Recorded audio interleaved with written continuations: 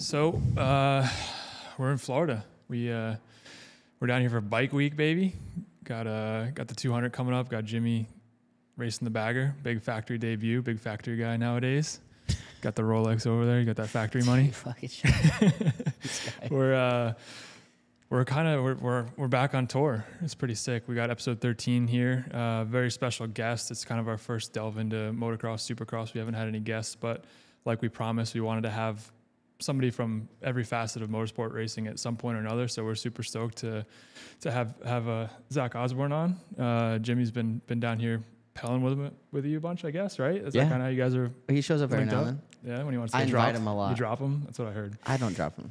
You did one time. Once or twice. Yeah. No, it's a hammer fest when we come down here. I met Zach just through actually at a local like crit race we did. Yeah. And we just follow each other on social, and we're like, hey, let's come down here one of these times. And came down to one of the hammer rides, and it was pretty good. And then came back and with your trainer, what's his name? Ryan, yeah. Guy put it on me. Yeah. Put it on everybody. Dude. Let's be honest. Yeah, he put it on us, and then actually just brought Briar up. We got him with a little taste. He was not having Saturdays are tough around here. Yeah. Yeah. All right. Yeah. Well, I'll stay away then. Before we get too deep into it, firstly, thanks to everyone that's been supporting us. This is, like I said, our 13th podcast. So appreciate all you guys. Thanks for following us on YouTube, Instagram, so on and so forth. Also want to give a big shout out to our partner, Law Tigers, America's motorcycle lawyers. Obviously, Bike Week's a big week down here. For those of you listening, if you have any injuries or issues, get into some accidents, give 1-800 Law Tigers a call. No charge at all to you guys, and they're here to support the sport, support motorcyclists, and like we said, thanks for all the support, Law Tigers. So, Jimmy, what do you think? What do you want to get into? I think we got to start out this Supercross. Did you just go to Daytona? I saw you there. I went for Saturday, sort of the afternoon program, and then it started raining, and I was like, I'm going home. I'll watch it on the couch. So do you go to many races still? I don't. I haven't been to a Supercross since Daytona last year, I think. Obviously, it's pretty close to home, and Daytona, to me, as a whole, is just like one of the coolest places on earth. Like I always thought the race was amazing, the Supercross race. It's just it's a vibe. Like the whole thing is a vibe. So always try to go to Daytona, but other than that, don't really get to that many races. Now, normally we don't talk too much on recent stuff, but like this whole thing with Tomac, Jet, Deegan, like there's like you still have some of the like Tomac's kind of the older vet. You've Jet coming in, Deegan even below him, kind of like super personalities. But before we get into that, like, did you like that Jet one?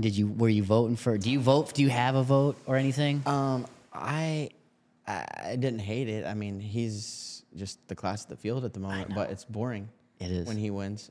He makes it boring. He looks slow. Yeah, and it's just like, well, he's just riding away. You know? Yeah. Like, what do you think about, like, because I feel like to a certain point, people like that like are stoked and they want to support a guy that's coming up, and then like once you're there and he's still obviously young, but he's already at that stage in his career where people are kind of like rooting against him just because he's won so much.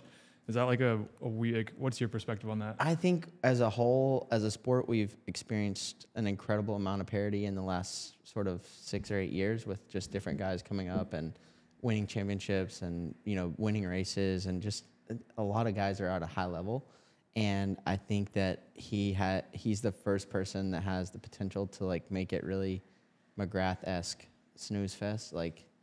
And that's a little disappointing to me just because I'm an enthusiast. I love the sport. Yeah. I love to watch the races. I've been doing a poll on Twitter every Sunday after the race, you know, was whatever race, a good race. And I can watch a race and enjoy it every time because I'm watching intricacies that, you know, most people don't see. Like if you guys are watching, you know, a road race or whatever.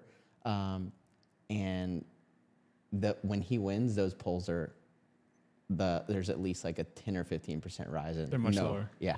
Yeah. What do you think it is? Like, I'm always curious because I don't know the intricacies. Like I can watch, you know, Cam Bobier or whatever in Moto America and know what he does like a little bit different than. Yeah. But if all these guys are at such a high level, what is that little thing that he does that's just that much better? Like he's kind of changed the sport a little bit. Yeah, I think that Yes and no. Hang on one sec. All right. There you go. Yes and no. To me, Eli started this whole on your toes thing long ago, but it was just a little bit more overlooked. And then with Jet, there's some outside influence that videos him a lot and all that stuff that kind of really brought it to the forefront.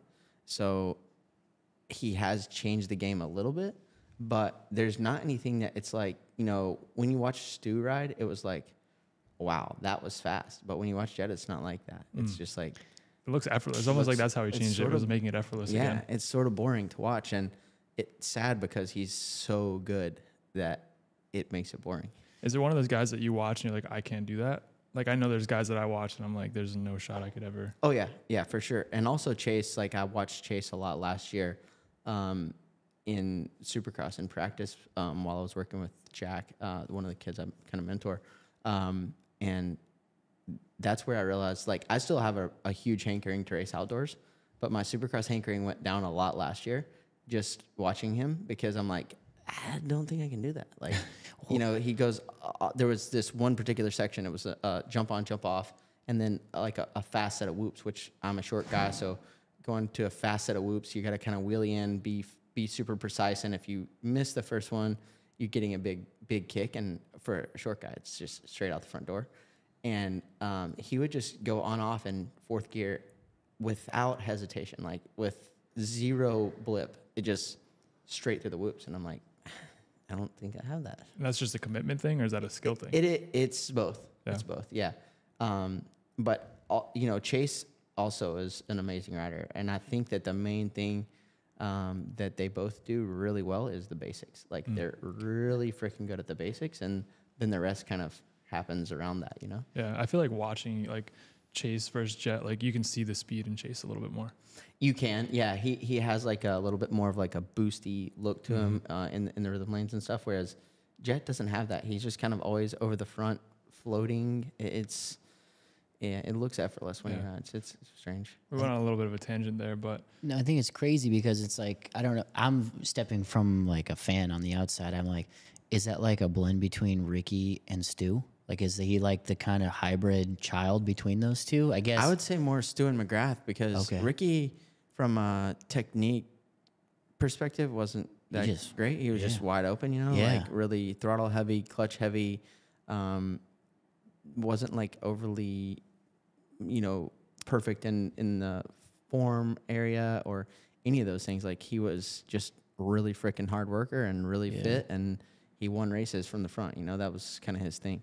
It's kind of sad because like when you look at like ombre and stuff that are like so loose, you know, that like Deegan reminds me of like an ombre kind of vibe, like, you know, shirt hanging out the back, like hard charger. You see the speed, like you see he is working every jump, every turn. Like he's just, it looks like he's like this. Where, and I think that's interesting to see somebody that young with the speed look like that versus having Jet as like, you would think everybody would start funneling towards like what Jet's doing. Right. Yeah. You know, Deegan has kind of been not the anti-Jet, but sort of in a way. Like he's not really trying to go that way. You know, he's trying to just do himself, which I love that. Same. And I would relate him to Jason a lot. I think they're very similar. If he was a little bit taller, it would show even more, I think. But they're very, like you said, loose riders, not trying to control every aspect of the bike, just trying to kind of move forward, you know? And I think that's cool. I like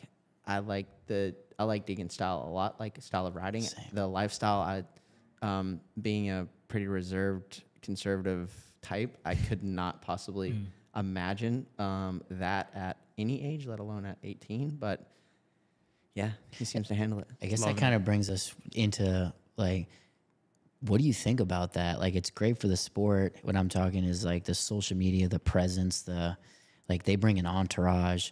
I mean, Jet is kind of, it's tough because Jet is the best right now, and he's, you know, growing at a rapid pace as far as that, but more naturally because he's like the best. Whereas Deegan kind of came in, like you take the top 5 Supercross 450 guys out, and you're like, Deegan's like maybe like number 4 or 5 of like popularity, maybe more, maybe higher, but like closer to I would say he rivals the top in my opinion with just the internet prestige of this, you know, side of things. Do you think that's good for young athletes, or do you? If you can handle it, I think that he's had some moments of distaste, I guess you would say, like just that weren't the best. But you're 18 and you're in a high level position, and you gotta fire from the hip at all times and be ready for those questions. And he's had some blunders, but like, yeah. I feel like you almost need those though, because it got to be so. It still is so polished. Yeah. Where like half the guys up there, it's like the same Interview. Like when Coop gets up there, it's like you can literally, like, my girlfriend can actually recite his interviews now. Yeah, it does. But like at some points, it gets a little too far. It's a balance. I guess you would say. For sure. I guess this kind of segues into this whole thing with like crashing the podium after the race at Daytona. What's your whole? I just saw the video. I didn't realize it was so bad, Dude, but like it's I just saw crazy. them trying to finish the race, and there's people on the track. Like AP Bad. is still like half. Yeah, I don't want to say not half a even to the lap. tunnel Yeah, yet. and it's like, I think that's a little much. Yeah. It's dangerous. I don't know how they did it. Did they just push the barrier Push down? through, yeah. Yeah, I don't know either. And I The think guy it's- taking Jet's goggles off, that's That's too super much. lame. Too much. Way too far. Yeah. And I think it's screwed from now on, to be honest with you. Yeah. I think that storm is going to be. ruined it for everybody. Yeah. I think the problem too is a lot of people don't realize it's not Feld, right? That's the Daytona Yeah, thing. and it's like for us from Supercross, it's a completely different perspective of like security and let's say like respect towards us. Like it's already like these damn dirt biker dudes, and then that happens. So it's yeah. like, wow, this is. You mean awesome, from like the stadium side of right? things? From like getting in the pits side of things. Like you can't do that. You can't ride that bicycle. You can't.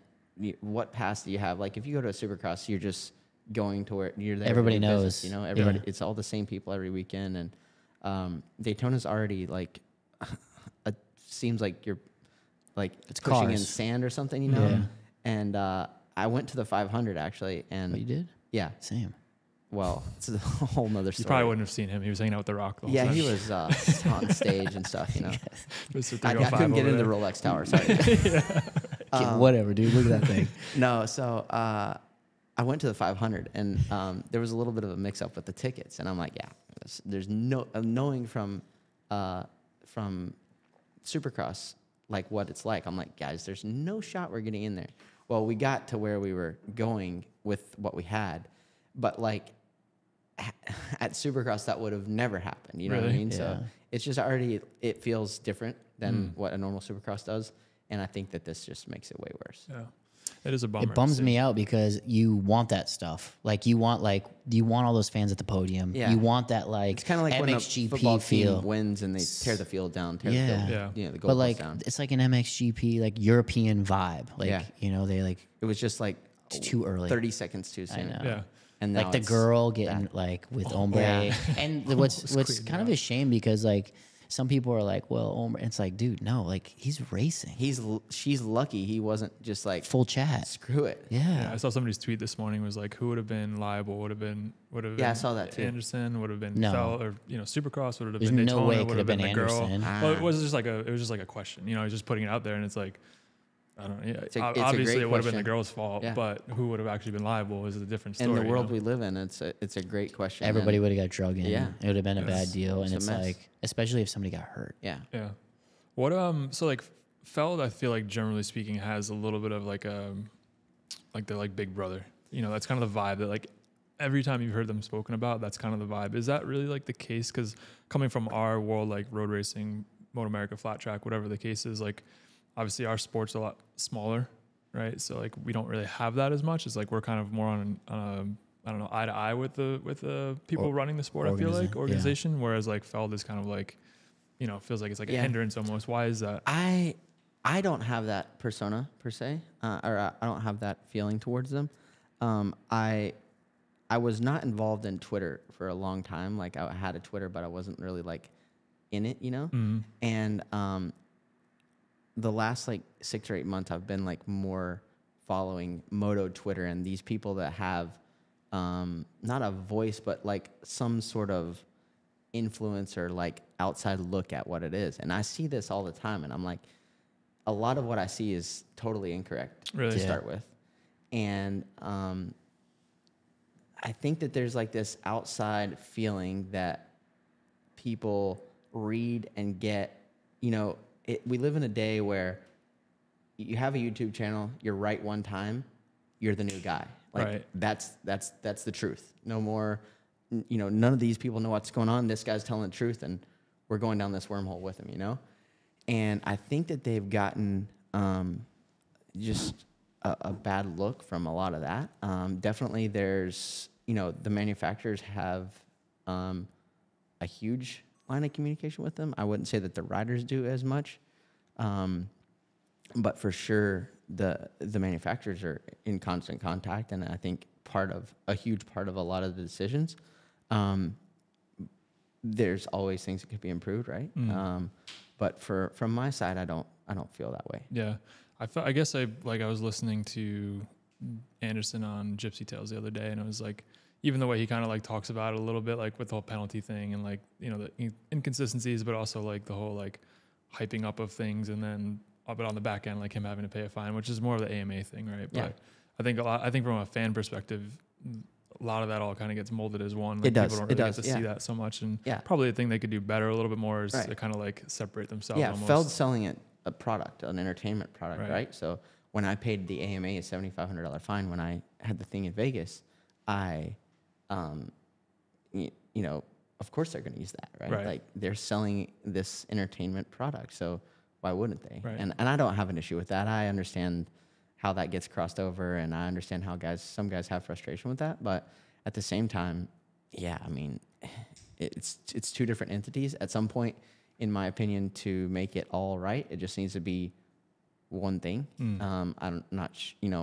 I think that one can go without the other, and one can't go without the other. You know what I mean? So Sure. I think MotoGP does a pretty good job with it, whereas you've got like Dorna, IRTA, FIM, and they do a pretty good job of like what Dorna sells it, like IRTA's for the riders, and then you have the FIM that's the hard stop on everything. And I think that they do a pretty good job, whether they're right or wrong, they all stick to their code, I guess. Yeah. Yeah. I mean, I guess there's some bad calls and things, but that's like, well, it's FIM because they're making the call. That ain't Dorna. right, So I think there's a lot of call for like a riders union and that kind of stuff, and I mean, there's maybe some place where that is valuable, but also you've all got to be on the same page as well when you are in something like that. So it's tough. sort of tough to me. Would like to dive into a little bit more about you. So obviously you're semi-retired now. What do you officially call yourself? What's the term? I don't know. I retired and then I unretired, so I'm currently unretired. So that's you're like probably my semi-pro. status. Yeah, I'm pretty much like Semi-pro. what's his Jackie name? Moon. Jackie Moon. I'm the new Jackie Moon. Jackie Moon Owner, Motocross. team. So what are you up to? What are you doing? Currently, I have 4 guys that I'm helping with some training stuff, along with my trainer Ryan. We kind of collab on some programs for those guys. And I own an epoxy floor business. Okay. That's been going for about a year now. That's a pretty solid little deal for me. And actively seeking a ride for outdoor nationals. Oh shit! So you want to get back into it? Yeah. Like I said, I have a hankering for outdoors still, Yeah.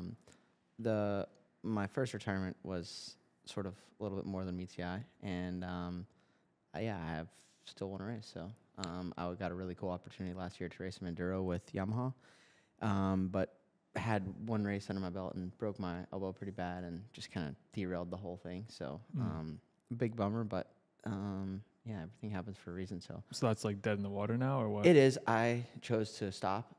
I really need to move to do it correctly to Like the Northeast, yeah, somewhere, Pennsylvania, North Carolina, back to Virginia, something like that. And is I that just- GNCC? Yeah, GNCC. Okay. And I'm just really not in a point in my life where I want to uproot my family and move to have maybe 1 or 2 or 3 more years of racing. I love it here where I'm at in Florida, and I want to be here. So You just built this house, right? yeah, we just moved in last June 30th, I think.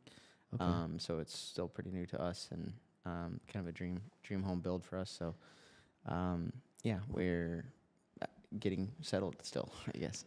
So when you say, so like GNCC with Yamaha, is that like is that financially good? Yeah, it was a Okay. good move. I mean, I had a number in my mind that I didn't think that they would meet, and they met it, and I was like, okay, I guess I'm we're going racing. Interesting. So yeah, it was something that I've always wanted to do. I did some GNCCs back in 2013, 2012. I did ISDE in 13 and 14, which is International 6 Days of Enduro, which is like sort of like the nations, motocross nations for enduro, and was pretty successful at the time. And then this year, came back. I had like I said, one race on my belt. It was a sprint enduro. Got second place, which was super solid. Won some stuff that I shouldn't have won that weekend, and was really in a good spot. And had a crash, little dumb crash, 5 days before the first race. Was going up a little hill, not even really going, maybe 15 miles an hour. Hit a root and pushed the front end. And when I went down, I like there was a tree, and I think just instinctively I did this, and yeah, blunt forced my elbow, and it just like broke off. You have to have a surgery? Yeah, and it is the most sensitive thing you have ever I felt. can't now. imagine, dude. You It's think like your a elbow's funny sensitive? bone. Yeah. Yeah, it didn't hurt that Not bad. funny. Yeah, it didn't hurt that bad when I did it, but now like to lean, things I used to just like lean on a counter or like whatever. Like it's so sensitive. For people that don't know, how hard is GNCC? Like how like the riders? I mean, you've like from the naked eye, it looks insane. It looks crazy. You come from a massive like MXG background, like British, like from that sort of thing. How hard is making that transition? So when I was doing it before, 10 years ago, it was not that big of a deal. And I knew that it had changed, and I knew that it had leveled up in a big, big way. But now, back then, it was like guys who didn't like motocross or didn't like the vibe or just wanted to race in the woods or whatever. They raced off-road, but now it's like kids on super minis that have been racing for 10 years with the goal of being professionals at this sport, and they're really freaking good at it. And is like GNCC because I know there's like hard enduro in Europe that is like crazy. Yeah, there's a ton of different disciplines of like what they say off-road, like you guys would call us off-road, right? But what we motocrossers say off-road, so there's like desert racing, there's hard enduro, there's national enduro, which is like super tight, windy stuff that I don't like to ride. What would you consider as the top? GNCC for sure Okay. is the pinnacle. Okay. In my opinion, Yeah. other than Dakar being number Globally, one. GNCC is the pinnacle. Global GNCC would be the pinnacle in my opinion, and then probably the hard enduro series in Europe is pretty sick. What about the enduro cross? It's kind of a newer thing, right? It's like arena cross. Well, it's kind of died and come back a couple really? of times. Yeah, the one in Europe is called Super Enduro. It's pretty big. It has all the hard enduro guys in it that are like really Billy Boltz and Johnny Walker, those kind of there guys. you go. So that's pretty big. But here it's kind of small at this point. It's a little more laid back though, right? Like The as far as the vibe, the right? whole scene is more laid back. Yeah. It kind of reminds me of like the roads would be in Yeah. Europe, like racing like the Island TT. Like it's super laid back. Yeah, it's very, very. Have a beer after. and Yeah. not feel like Oh you're yeah, doing something for sure. wrong. It's like a mountain bike vibe. Yeah. More cool. relaxed, whereas motocross is super square. Yeah, but I guess that's probably coming from because you'd done it at a high level for what, like 10 years leading up to that? 15 years. 15 years, yeah. So is that partially some of the reason why you went that Oh way? yeah, no doubt. It was like more for the experience, family experience, everything. Like obviously, I wanted results. I had ambitions of doing really well last year, and I think had I not broke my arm, it would have gone in a very different way. But for sure, it's like a quarter of the pressure. Mm-hmm. And like, were you not factory? Like, what were Yeah. you? Okay. I mean, as factory as the Yamaha team gets in Okay. GNCC, yeah. Okay. Are they like true factory? Like when you think like factory Kawasaki, factory Well, 100 years, is it the same kind of thing? Like they're building the motors, but it's like a sub.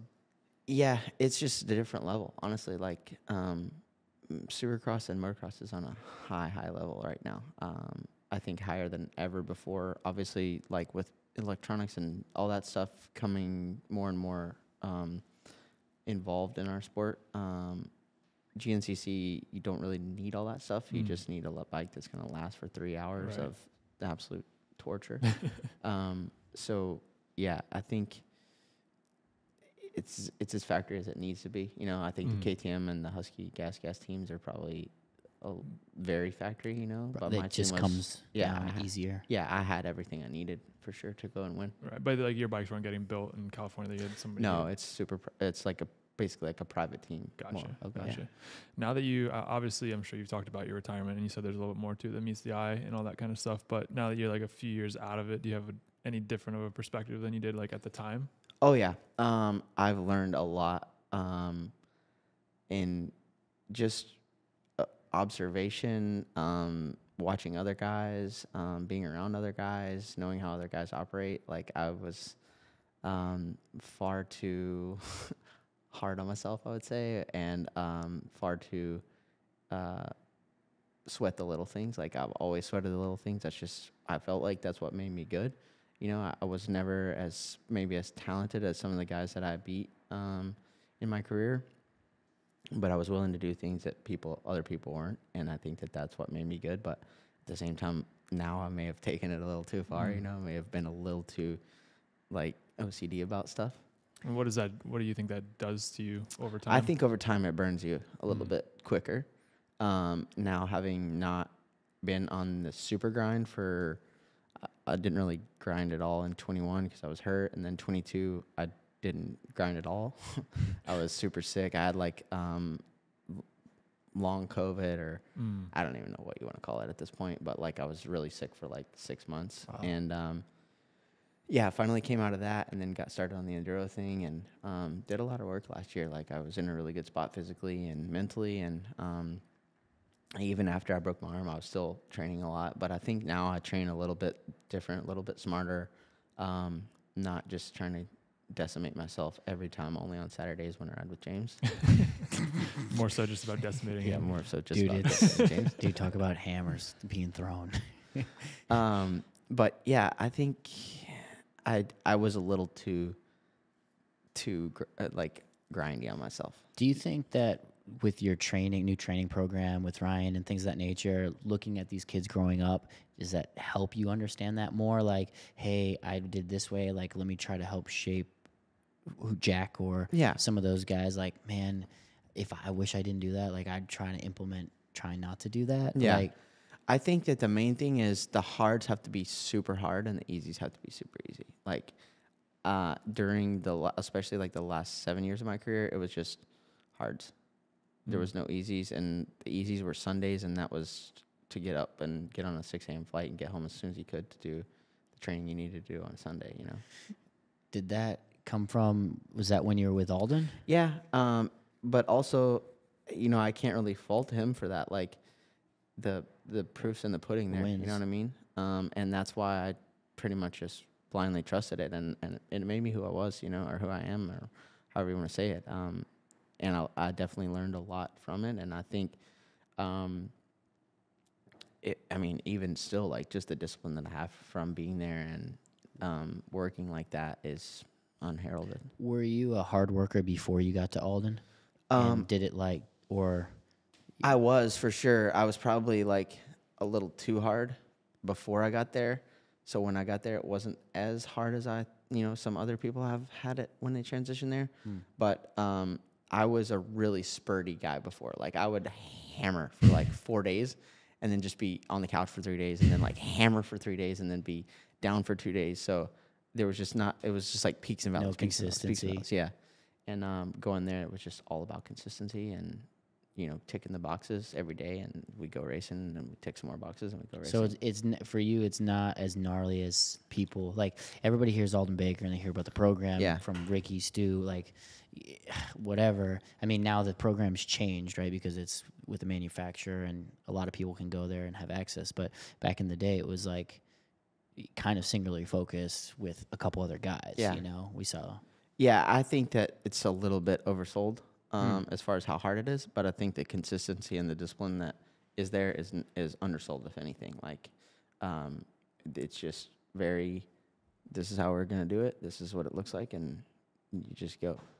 And is there people that don't, like, I know there's some people that don't fit in with it. Is there like pressure to do it? I guess, like, I know, like, kind of thing. Yeah, like, cause like you got KTM or Husky or that whole manufacturer, like, kind of pushing that you've got to be there?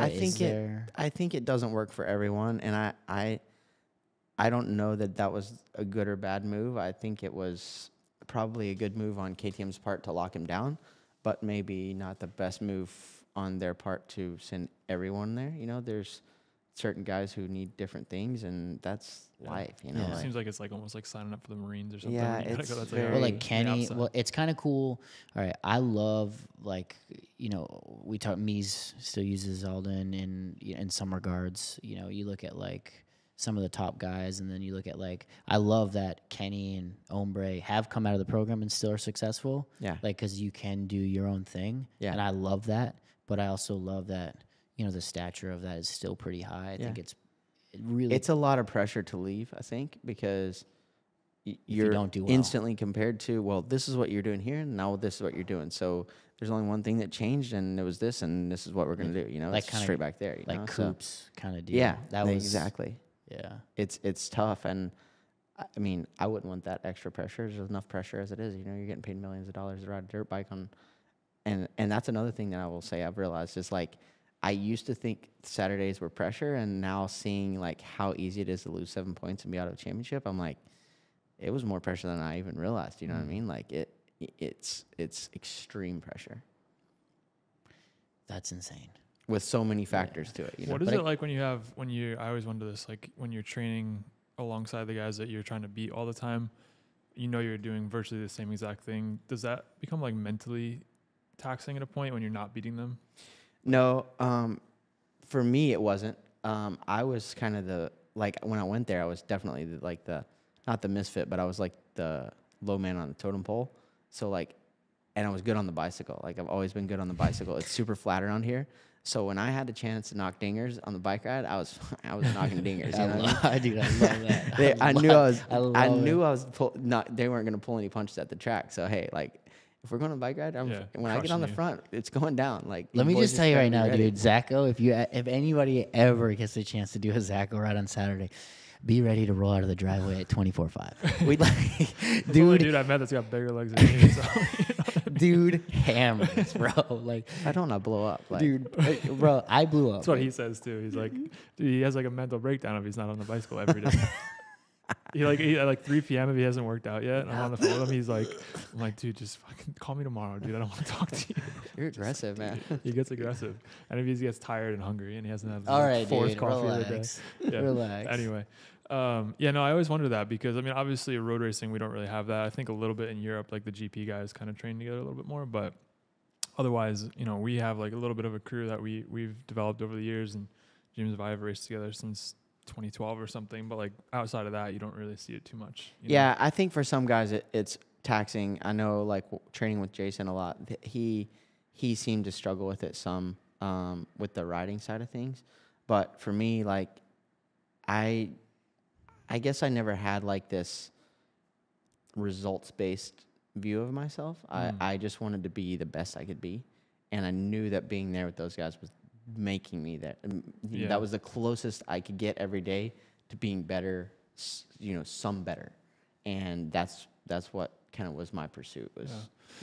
That's interesting coming because normally everything's just results based, and like that's a pretty good level head to have. Like that's something I struggled with. Like growing, my career was like trying not to compare. And be like, when I came up with when we were talking about with us and what we thought was pressure in our sport, it was, just the second place sucked. And I fully kind of same deal, realize now that, dude, it was really good. Yeah. Like you were killing it for whatever it was. You don't need to compare. And I think that's something that took me a long time to learn. So to hear you say that you were just kind of in there, just hammering nails for yourself. And obviously there was the competition side and, you got a lot of bad dudes there. Yeah. Is pretty cool to hear. I was also, I am a good practicer. Not better than I am racer. Like I would just say that I'm always the same. Whereas some guys are really good practicers and not great racers or vice versa. And that always kind of benefited me. I always kind of had that in my back pocket. Like I was never afraid to go deep in practice, like just get obliterated, throw up and go back out. Like fail? Yeah. You were okay to fail? That's a good way to put it because I failed a lot as a young professional, and I think that helped me be able to chew those nails a little bit easier. Kind of know what the bottom looks like. Yeah, and like, we're far from it right here, you know. Like at Alden's, we were far from the bottom, and those guys are like bummed out on the Tuesday, and I'm like, guys, like we're gonna be all right. We're going to the races. And, that's what I was gonna ask. It's like behind the scenes thing that you always kind of wonder about. But when you guys are doing those like motos on practice days, how like percent wise far off of your absolute max is that? For me, none. I mean, for me, it was all out. Like I tried to practice as much like I race as I could. Is that kind of the same for everybody? I don't know. I don't think so. I think some guys puppy dog a little bit. Like injury wise, like that's how I think of it. Like how much of your time on a bike do you spend at the limit where you could end up in a really bad spot? Every day. Yeah. And I think that, and I've had this conversation a couple times with people on Twitter, because there's this, in my mind, we have to make a shift, something similar. I'm not saying it's charters, but something similar to NASCAR charters, where not the field is set, but there's some level of that, you know, there's maybe a couple spots, and then limit the practice time, limit the testing time, limit, you know, and people are like, oh, well, nobody will ever get any better. Well, maybe, you know. Well, I mean, you guys are racing You always get Supercross. You have like more than any series in the world races. Yeah. It's like, and then you have to practice I don't know. Yeah, it's 3x basically, like at least 3x the races. Like, so 3 days a week? Yeah, three times a week for sure. Even on race weeks? Yeah. Wow. Yeah, 4 days a week during the off season, 3 times a week during the season. Some guys go to 2 days like later in the season, but man, 3 days a week is what gets the job done. So how many days out of the year is it, you think? I did all these numbers one day. I think it was like 210 days a year on the bike. What? And then I think the one year so you guys I had are like, underpaid. The one year I had like I mean, right realistically, you're underpaid. No, it is crazy. But Like, yeah, I had like right at 1,000 hours of files, like training files. wow. So, you know, that's a lot, and that takes a toll on people. And I've also, you know, I liked the Wednesday night racing during COVID because we didn't practice, and we're racing for money. You know, like that's the goal, right? Like just to go racing on Saturday night, race for a couple $100,000. Yeah. Like that's where it's at. Yeah. You know, not Tuesday, but you have to do Tuesday, and you have to do Wednesday to be good on Saturday, and it's a tough mix, man. how much I always love it when you hear like the announcers talking about like, you know, he was hurt and he had like 3 weeks off and now he's back, and it's like back riding again, practicing. Yeah. How much of a difference does like spending a week back on the bike make? Like fitness wise or just like race wise? Like how much is that 3 week downtime or something like that, for example? It's massive. Is it? Yeah. It mainly missing 3 races, 3 main events, 3 full distance main events is a huge like just build. Like really? Yeah. I mean, there's nothing more building than completing every race in a year. Like that will level you up quicker than anything. If you finish every Supercross main and every outdoor moto, you're going to be next level the next season because you just got a big chunk of fitness off. Wow. That's purely just fitness. Yeah. Really? Yeah. And just because also just like those extremely fine motor skills. I mean, we at Alden's we did Monday, Tuesday, Thursday race Saturday, Monday, Tuesday, Thursday race Saturday, and if we didn't do Monday, Tuesday was really ugly for me. Like just missing that extra day, 3 days off, 2 days off the bike was really tough for me. Wow. That's insane. Or like if we had a rain day during the off season and missed 3 days on the weekend, miss Friday, Saturday, Sunday. When you talk about somebody like Barsha and he's coming back, he's been off he missed like half the off season and he's, building, and hear him or some people are saying he's got arm pump and things of that nature. And you're like, it's crazy because like your whole career, you guys have rode so much. Yeah. And to hear like, hey, he's kind of missed the flow a little bit. And the guy was like on the podium. He was like, had one of his best seasons the following season. I think it's kind of interesting, like to kind of follow that up at like, it's that fine where if it's something's a little bit out, you're just blown up. Is it why? like you get tired easier, or is it like you just feel like you're? I would assume that and this is totally like out of my butt, but like for me, I would say that our Saturday first practice is like your last lap on Sunday after the race, where you know every millimeter of braking point, where you know every, you know, what this visual is right here, what this visual is right there, what, you know, what that black mark looks like, all that stuff. That's, you know, that's what we need to be on Saturday morning in the free practice. And so then by the end of the night, it's even leveled up again. So then you take that back to the practice track, and then you go again the next weekend, and that levels up again, you know. Even though our tracks change, I think we're so used to change, you know, whether it's ruts and corners and jump faces and stuff like that. Even with the layout changes, I think that the level just inches up. And you know? are you guys changing tracks at like Alden's? Like, Not are that you not much. copying like the? I never believe in that. Okay. I still don't. Like, Really? I think that if anything can be a hurt, because It's so you used. come there with this expectation that this jump's going to be like that, and then the track didn't fit the stadium, and they cut it out, and then you have a completely different rhythm, and you're like, you know. Huh. That's So interesting. do they actually do that though? People will get Yeah. like the track map and literally. Yep. That's fucking nuts. I knew they did like a little bit like the dirt style and that kind of stuff. I didn't know Yeah. they actually copied the exact track. Yeah, they do.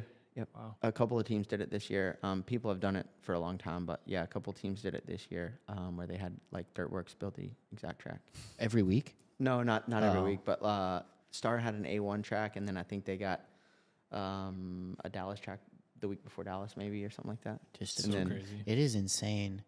And it's also insane that they say, like, you see these guys are like always ripping at the practice track, and they come to A1 and struggle fast. Put some tough blocks out there and some fans. So Right. does Sure it? gets real. So does the tough blocks? I've heard this Yeah. now on a couple podcasts where tough blocks make like the track way different. Yeah. Really? Yeah. That's what. Yeah, Totally I've heard different. it. They say it's narrow like or something. Yeah, and just they will eat you quick.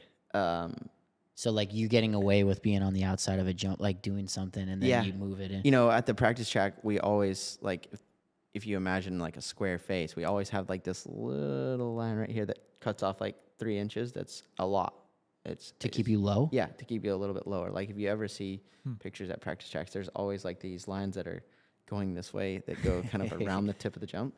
And at Supercross, you can't do that. And, you know, if you get close to them, like it feels like they're magnets. They like pull you in, you know? That's so gnarly. It's probably like you guys if you had no track boundaries. Like if you could just open every corner and, Oh, yeah. you know, there's just like this insane flow, and then you put some track limits on it, and Yeah. you're like, Yeah. Yeah. holy crap. Wait, so how come they haven't like jumped on that and made their practice tracks with hay bales or whatever? I tough had that blocks? conversation on Twitter the other day. We considered it at Alden's 1 year, and he priced it, and It's expensive. I thought I want to say it was 40,000. What? But we way. weren't. That wasn't really doing the whole track. That was just doing like, you know, Jumps. say you're going into a right-hander that was down the left side where you would be. You know, you're not going to be on the right Yeah. side going into a right-hander.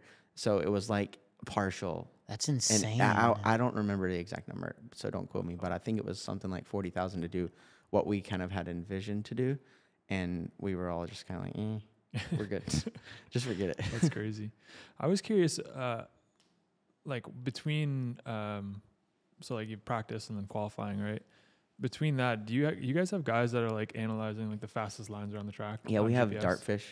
Do you know what Dartfish is? No. It's basically like ghost mode. Yeah. So that's you what I can like imagined. overlay 2 laps. You just start them both at the same point on the track, and then you can overlay them exactly. But your own laps. Your own lap.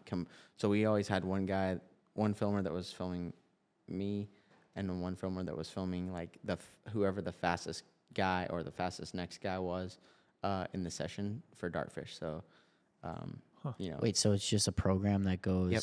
It's a program, and you just overlay 2 laps, and it's like I said, like ghost mode. Like you can, you know, you're going through each other, but you start at the same point, and then you see where it kind of opens or That's closes or whatever. insane. Yeah. Wow. I was kind of wondering if that was like Jet had somehow like mastered that, and that's why he was like a little like he just was able to find stuff. He's that was, just like, that good, honestly. That's crazy because he does look like he does find like the stuff a little bit quicker than the other guys too. Yeah. Like, just a little tiny stuff, but it makes a difference. Yeah, I was talking to Joey about that the other day. It's like everything comes at him slow. Like he's never. He's looks like in a Marquez hurry. when he first came. Yeah. Like Yeah. he was able to drop his elbows, save all these front end slides and this, that, and Yeah. the other.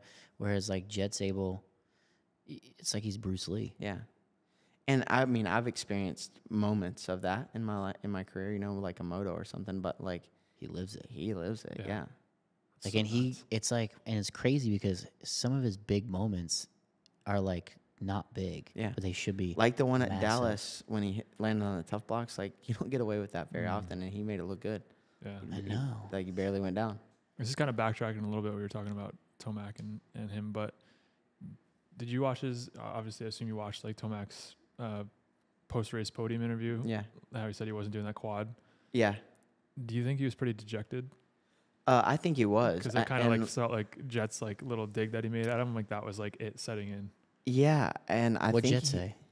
He just said that he wasn't the beast that he used to be. Like that's Yeah, how the that whole was a beast thing couple started. weeks That was a ago. couple weeks ago. But like that was kind of I think what he meant by that was Yeah. like Jet was the whole race was willing to do that quad, and Eli never even tried it. Yeah, I agree.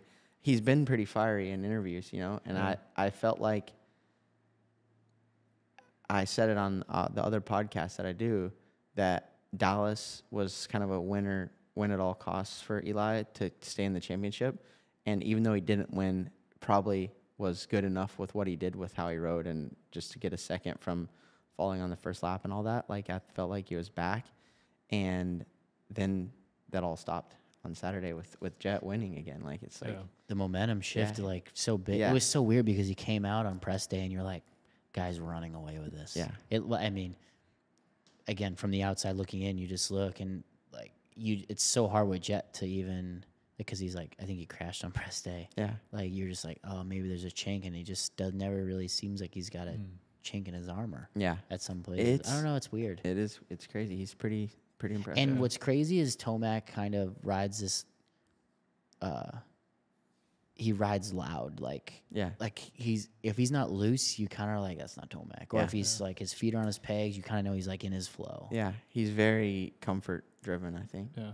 I just saw that interview and I was like, wow, this kind of almost was sad in a way He looked- watching him because he he looked looked like- like I it know. hit him. Yeah, Yeah. he Like looked pissed. changing That's of the his house, guard. right? You know, that's kind of I know. his spot. I thought he would just absolutely throw it to the weeds. Yeah. like It looked like he doing thought about I it. think he tried, honestly. Yeah. I don't think there was any lack of trying there. Was there a bike issue though, you think? I don't think so. No. I It was think he just would have smooth. There's said still that something. whole shock thing going on. People were saying like, I I don't don't know think what kind so. of shock oil would have been coming out. or Well, something, it but- looked like a shock to me. I Yeah. thought the same thing because when he was going on the looked jumps, like it he was was- compressing. yeah. It seemed to be getting worse. Yeah. But I guess not. They I didn't mean, say anything about it, but he also I- said it wasn't his clutch. So Yeah, but being that he's such a comfort guy, had something been wrong with the shock at Daytona, it would have been like you would have known straight away, in my opinion. You know. yeah, that's crazy. Well, I want to put that kind of whole thing to bed with Jet, but going back to earlier in your career, you said you felt like you kind of had to dig yourself out of some spots where you didn't want to be in terms of career-wise, I guess. Like, I know you went over to Europe at a point. You went pro, and then you pretty quickly went to Europe. What kind of this is probably old news, but like what led to that kind of transition? Yeah, I had a really dismal beginning to my pro career. I started at Daytona Supercross in 2006. That was my first race. Made the main, got 14th. I was You crashed. 16. Yeah. I James watched like, the, I did no, research. I watched the interview. It was like pretty interesting to watch the interview with you right after the race. Yeah. So after that, I had a couple decent outdoors that year. Then I was on to Red Bull KTM the next year. A completely different Red Bull KTM than it is now. It wasn't what it is now then, you know. But struggled with my health basically the whole year. Was just extremely sick. I don't even really know what to say. Like, I was just terrible. Really? Unfit, not fit enough, unwell. Like an Epstein-Barr kind Yeah, of deal? yeah. Just chronic fatigue, exercise-induced asthma, chronic bronchitis, just a list of things that you Wow. don't go pro racing with. Right. Oh, wow. And then, then 08, I ended up on a team called Yamaha Troy. It's now gone. It ended that year. And they were like folding up mid-season, and I had like this little opportunity in Europe for 2 races. And I had a broken wrist at the time, cut my cast off, and went there and stayed there on the same team for 4.5 years. Yeah. So That's cool. I remember watching, was it Dirt? Were those movies that they did? back? Moto, Moto. probably. Moto, I think it was like Moto 6 or something. I think Moto you- 4. Moto 4. Yeah. You were in. I Yeah, watched it. yeah. I watched it when I was a kid. It was sick. I mean, Yeah, that was my last year in Europe. I was in Norway. I lived with one of my trainers there. for quite a bit that year, and really enjoyed it. Really had a good good lifestyle there. Yeah, it seemed like it was like I don't know, a good way to kind of build back, because you came back over after that, and then it was like your career actually started. Yeah, it was like a rebirth a little bit. You know, I had lost all the joy of racing. I don't know that I ever really, like in hindsight, I don't know that I ever really loved racing as a kid. Like I was a child prodigy, sort of, in I guess for lack of better terms. Because you came up the whole KTM pipe, right? Yeah, from when I was 12 years old, I had a factory ride, getting free bikes and gear and all that stuff, you know? So I think that I lost the joy early, and I found the joy there of racing. And then once I found the joy of racing, it was like, okay, well, what can I do with this? And then once I found, like, my legs with fitness and with you know, what worked for me, and it was just, like, kind of, like I said, it was never really results-based for me. It was just, like, how good can I be? What? I was going to say, so when you... No, you go. Just go with it, because I'm... What was like, how do you get to that point where you, and I know things are much different now even than they were then, but that wasn't that long ago, but to get to the point where you're at 12 years old and you're already factory, like what goes into that, I guess, to get to that point? And are you still spending money at that point too? Yeah, I would say my parents were still spending some money. Probably a lot. Doing like of money. videos and that kind of stuff. So at that time there was like 7 amateur races that you really needed to be at, and then we raced a lot, like pretty much every weekend. So going to those races, getting good results, you know, as is anything, you just kind of climb the ladder, and then suddenly you're the guy that has that gig for 4 years, and they're taking a chance on you, you know? Yeah. Do you feel like, though, like, I guess what I meant by that question is, do you lead that, or is that more of like I know it's hard because even me, like thinking back to when I was a kid racing, I don't really remember a lot of it, but like, did you want that at that age? Yeah, I guess that's what I was trying to say. Like, I don't know. It just happened to me, right? It wasn't like, oh man, I just can't wait to have this ride or something, you know? Whereas just like that good, and they just it just happened. Yeah. And I think it, like, I was solely natural talent. Like, I worked hard, I guess you would say, kind of. You're a kid, you just have to ride a lot at that time, right? Yeah, but that was the kind of the time where it was transitioning to kids at training facilities and training and all that stuff, and I wasn't doing that. Like, I definitely wasn't doing that, but I was still winning races, a lot of races, and I was still really good. So I think that that's where I kind of missed the boat. Turning pro was like I didn't have that 4 years of like transitionary training stuff, you know? And like going to Loretta's and that stuff, is it like, how gnarly is Loretta's? Like because you said you had a factory ride technically before, like, you know, you see these kids sometimes going to Loretta's and getting it. Like after, if they win Loretta's, it's like, whoa.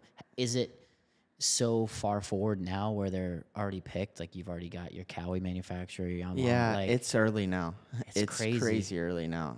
I went to Loretta's last 22, and it's very early, like way premature in my opinion. Like there's, you know, I feel like we would have a better look at a lot of these kids who don't quite make it as pros, you know, in a jiff, if they had waited a little bit longer to take them on. You know, they're on good bikes, way better bikes than the rest of the field. Like they should be winning. You know what I mean? Yeah. So they're gonna look like heroes, and then you get them to where they're on a level playing field, and it's a little different story. Yeah, because like the transition's got to be. I mean, I think they're probably doing a better job. What is your thoughts on like the SX Futures and stuff like that? Because it's kind of crazy. In the previous, you come from Loretta's and just motocross, and then now you got to go straight to Supercross and like. I think Futures is a good program. I think it needs some fine tuning. I don't really know what I would change about it, but I think it's in the right path for sure. The MXGP series has a better feeder system in my opinion, with EMX 125 and EMX 250, where they're racing at GP tracks at the GPs, and you know that puts the kids in the team's eyes, and not so soon. You know, they have a little bit more time to develop, and they're 17, 18 years old racing real tracks, and they're not like little local tracks. And I think that changes things a little bit, and I think it gives everyone a little bit better chance at getting to make it, sort of. What does that do to you mentally, going from growing up having that factory kind of backing and knowing you're kind of the guy, right? I imagine that's kind of like your mindset at that age, is like knowing you're there, to then losing that. Like, what is that? Because I can imagine that could be, especially when you're that young, because you're not like emotionally developed either to handle that kind of thing, right? Yeah. For me, it was the first time I kind of felt like I could write my own story a little bit, you know? Like, before I felt like it was all kind of preordained, where I was going, what I was going to do, when it was going to happen, all that stuff. And when I went to Europe, I just landed on like a cool group of guys that really loved to go racing. No matter what, they were just ready to go racing. And that kind of changed my perspective a little bit. I felt like we had a good time. We had some beers. You know, we went racing at a high level and had a blast. And I didn't know that was possible before I went there. I thought that like it was always going to be extremely square and not fun.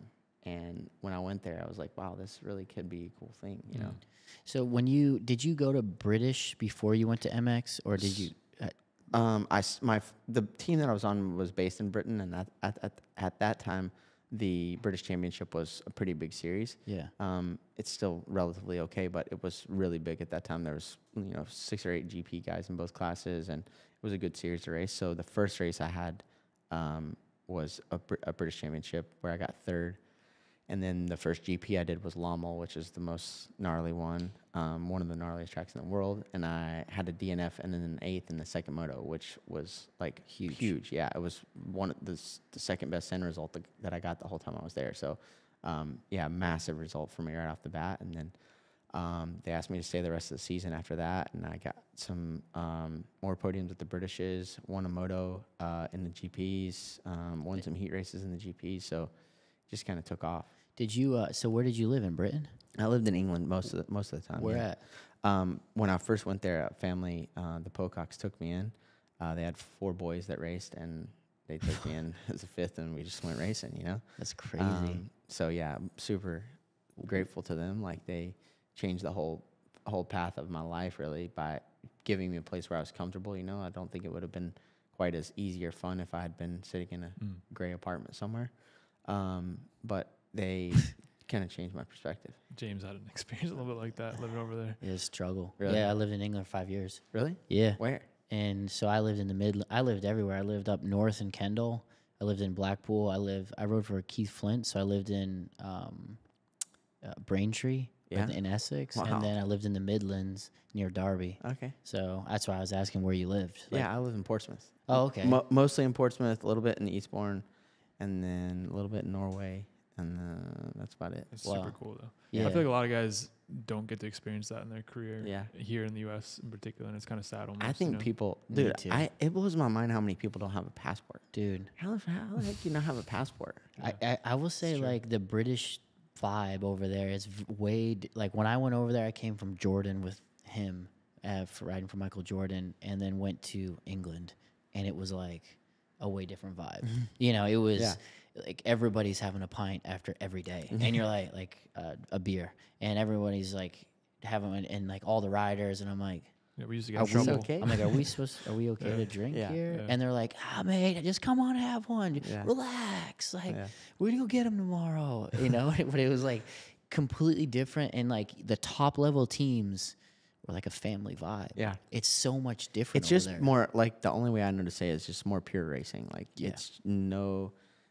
I'm sure it's going that way, and eventually, you know, like, but it feels like it's like 15 years behind here, where here it's very square and corporate and all that, and there it's like we're going racing. It was fun to start with. We're going to keep having fun, and we'll promote the sponsors as well. You know? Whereas the other way, it's the other way around here. Like, it's sponsors and then the rest. Like, were you able to bring that back afterwards, that whole vibe? Because I feel like that would be pretty hard, right? No. So I went from that to Geico Honda, which was back to the grill, you know, back to the frying pan. Yeah. And that was super hard for me. Like, I struggled really bad there. It was super corporate, super square, and I missed that vibe a lot. But then I landed on the Rockstar Husky team in 2015, and it was like, oh, wow, yeah, now this is more like it. Like, it was still kind of corporate, but we still got to be ourselves, you know? We still got to do our own thing, and I think that's just a huge part of it. Like, with Jason especially, you know, he's a very different, do his own kind of thing kind of guy. And I think that that's why we all of us that were involved with that program for the most part were successful, is because we were allowed to kind of do our thing. Do you feel like that's because of Red Bull and the KTM thing takes so much of that pressure inside corporate that Rockstar gets? No, ours was because our boss was kind of our shelter, I guess you would say. Okay. Like he was. Is that he was Bobby? he was willing to take some fire for us to produce. We had to produce, but he was willing to take the fire until we did. And then once we did, nobody cares if you're winning, right? Because he was the one who started the team with Jason before, and it Right. kind of evolved into it, right? It was And- Rockstar Suzuki, then Rockstar KTM for a year in preparation for becoming Husky. And a lot of people say that he was a really good team manager or owner manager. Yeah, he was and is still. It's super interesting when you kind of think about it like that, and you can understand, like, because I don't think people from the outside really understand the different. They just look at it as like there's Honda, KTM, Yeah. and like the thing with Coops, like he's on the best team. Yeah. Like, what's going on, right? And then you hear about Star, like they're all about like performance, but it's like whatever it takes to get there. It seems like. Yeah. Whereas, there's like, again, coming from the outside, it seems like KTM is more of like this is what you get. You kind of have to ride it kind of deal. It's definitely square, and I think that that's why the guards kind of changed at Husky, because they want it to be that way. They want it to be a little bit more square, and but I think that only so many people can produce on that sort of program, and I think that's why it struggles a little bit now. What about like? What would you say, just because we're talking about the differences between the different teams, like Red Bull to Husky, is there much, because it's a very similar bike, right? Yeah. Like the basis of it, how much is actually different? I always wondered that. I don't know. I mean, we always felt like we were just a tick behind. It was like, 3 weeks ago, now we get it, sort of Got it. thing. We felt that way. We don't know that, We don't know if we were right or wrong.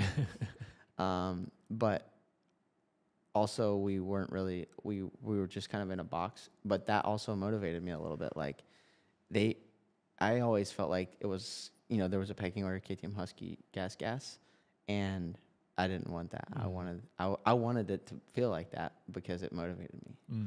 And did you, like, being on a factory team like that, how much do they change? How much can you change? Like, can they do anything? Or is there like I know that obviously there's different frames and things of that nature, and there's rules around it, but like, how much different are the bikes when they come from the showroom? Like, is there anything that's similar? Yes and no. Like, if you were to go ride a bike with, say, an engine and suspension, could you even ride it? Or Yeah, I mean, I've been riding this bike stock with production suspension, and I have really, really enjoy it. Okay. But there is Supercross, though, is a different story. Like Supercross, you need the right stuff. You need the right tools, and everything makes a difference. Could you equate like lap time? Like we can pretty much say like on a stock street bike versus like our race bikes, we can go within 6 seconds generally. What could you equate that from like a stock bike to a Supercross bike time wise? On a Supercross track, Yeah. it's Obviously, it's gonna take a stock be bike with Supercross suspension. stock bike Supercross suspension. I would think really close. Oh, really? Within a second and a half, Oh, maybe wow. 2 seconds. So is it just predictability? Like, what are those little rideability? Okay. Yeah, especially if it's smooth. Like you could do that all day long, but like when it gets techie at the end of a 450 main, we gotta have the right stuff. That's crazy. What are they like? I know they always say they go back to the test track and they found something. Like, what does that actually mean? Is that actually true or no? They went like 2 clicks in and 2 clicks out, and it was great. Yeah. No, sometimes you go down a path of a setting or whatever, and you get to a point where it doesn't work anymore, and then you go back to your base and go back down another path, which that happens often. For me, I was never much of a changer. I always felt like the better I knew my bike, the better I could do. I would kind of Predictability wise. Yeah, that's what I wanted, was just to be able to know what was going to happen every time I hit something. So I would ride setting for a year and never change, which maybe I would have had some better results if I had changed more. But in my mind, that was the best thing. So that's probably my best result, right? Like if you think you can or you think you can't, you're right. Yeah. So what's that like though when like your teammate might be changing things more often? Like, Yeah, you don't. I was laughing, Oh, but I, like I said, maybe This is what worked for maybe you. I was an idiot. Yeah. But I've seen guys go to press day and change triple clamps in races, and I'm like, what? Why? We rode for 10 minutes. Yeah. oh, that is yeah. That's probably got to be more of a head thing, right? Yeah, it is. Yeah. But I mean, some guys like search for that. Some guys really have to have that, and I just felt like if my bike was 90%, I was going to be 100%, and we'd meet in the middle somewhere. 95 was good enough. Now, like Whereas if you guess, like Yeah, you don't know maybe what you're gonna worse, have, yeah. maybe terrible. I've seen Coop change clamps in a set of suspension he's never ridden before a main event and go win. I'm like, yeah, right. Like, no shot. that's insane. Yeah. Now, well, kind of talking with Coops, but like you're a short guy. Yeah. How much stuff are you changing being short? Like obviously the whoop, like you got so much going on. Yeah. And I mean, I don't know. Like, do you change much? Like, are you changing? Subframe height, Yeah, are foot peg height, foot peg drop. My bikes were always super low, bars, bar mounts. Yeah, everything was just built for me. So, Wow. like these bikes have basically no seat foam. Oh yeah. They're pretty much on the seat pan. So just low and tight is what I like. Really dead feel.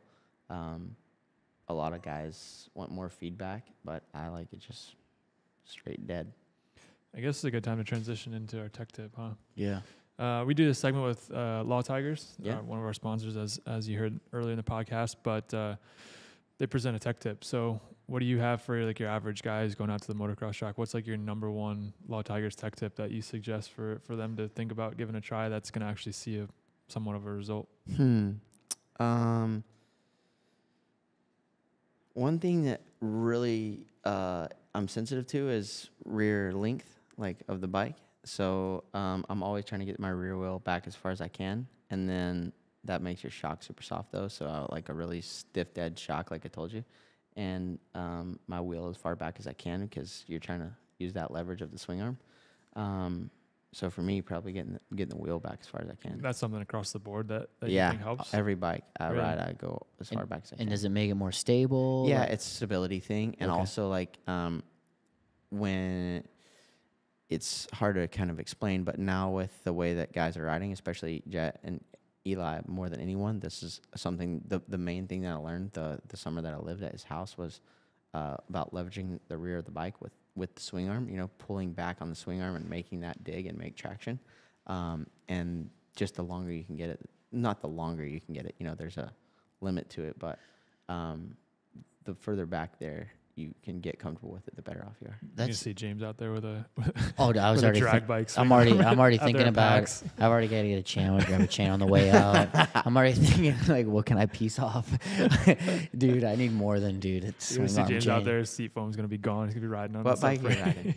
I got a 23 Oh, I got Yami. the hookup. Yeah. I'll tell you what I got. Send him your swing arm length. Yeah. Yeah, I need to set. I don't actually need anything. I need to know how to fucking ride. Like, I need some technique. Like your boy could have. I invited him to ride. He only comes like every fifth It's gotta time. be. Dude, I wouldn't want to go. I could not come and ride. I don't think you know. Like literally, dude, watch my freaking bushy vlog. If you saw me ride moto, you would be like, "What is it? How does this guy like do anything on a motorcycle?" No. I Have bet you done you. any supermoto? I had a Husky 450 Really? a couple years ago, and I rode it one time. I invite him out to Bush. It would be sick. We'd do like a flat track moto. be sick. So supermoto day at you guys Johnny's. will love this. I got some leathers. They're actually I think they're Dainese, but they're Husky leathers. Like Okay. they have Husky logos, and they were the right size. But I didn't realize that you needed like spandex on underneath them. Did you get stuck? Couldn't get out. Brother, my wife loves this story. First of all, it was summer, and I was in my garage at my old house, no air conditioning, so I'm a little damp, And when I got done, like the netting was like on me, like Super glued. no, it was like in my in my skin. No Yeah, way. because I was like, at one point I got my arms in and I was like fully stuck. So I was like, well, I'm committed at this point. I got to get it up. So I was just taking my arms and just like grinding into it to like, I don't think that fits. pull it up. No, it fit great. Like it was the right size. After I was dry and everything, it was good. But yeah, getting into that thing was a nightmare. That's so funny. Yeah, no, it would be sick. I know you spent some time with Johnny Lewis, right? Yeah. Over at his place. Yeah. You ride flat track with him at all? Big I rode my supermoto bike on flat track one day and I had a blast. I actually really liked it. Yeah, that's super fun. It would be fun. We should do it right. Yeah, we should do that. That'd be really, really cool. Another thing I really want to do is just like a track day. Dude, come to Chuckwalla. Yeah. Anytime, dude. We got bikes. Yeah. We Come on, ride. he's got the Ocho, the whole garage that's set up with everything. Really? Yeah, we own like a garage at the track side that we do like rental bikes and store people's bikes for them to come out and ride. Yeah? Yeah. At Anytime. Chuckwalla? Yeah. That's in California, right? Mm-hmm. Flying up Palm Palm Springs. Sounds interesting. Yeah, Anytime, dude. we'll do it. What about I was Well, hold on real quick before we move on. You said that you spent a summer with Eli. Yeah. So what was that like? And then I also want to dig into, because he had some issues with it, like there was claiming he was getting arm pump because the bike was too low. How sensitive are you guys to that? You're saying that you don't really change your bike much, but like how sensitive is that to arm pump and things of that nature? It's sensitive. It's super sensitive. If you're too soft, you're doing push-ups. You know, if your fork's too soft, you're doing push-ups, basically like trying to keep your rear down.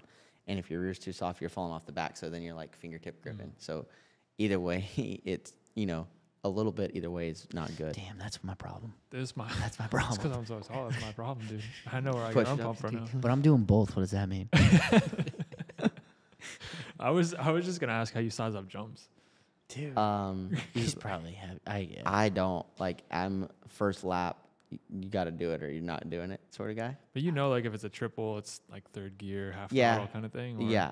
Supercross especially is 'cause very they're measured, right? Yeah, very calculated. So for the most part, there's some variation here and there, but if you can do it or not, kind of what seat balance, traction, all that stuff. There's a lot of factors, just like there is for you guys, but it just comes second nature. Yeah, I guess. Yeah. What else did you learn from like being? Because like what's crazy is you. I don't know if you and Eli are like maybe cut from the same cloth a little bit, but he doesn't do really social media. Yeah. Nobody really knows what he does. I mean, what's it like, kind of like being out in his world? He does his own thing. It seems like.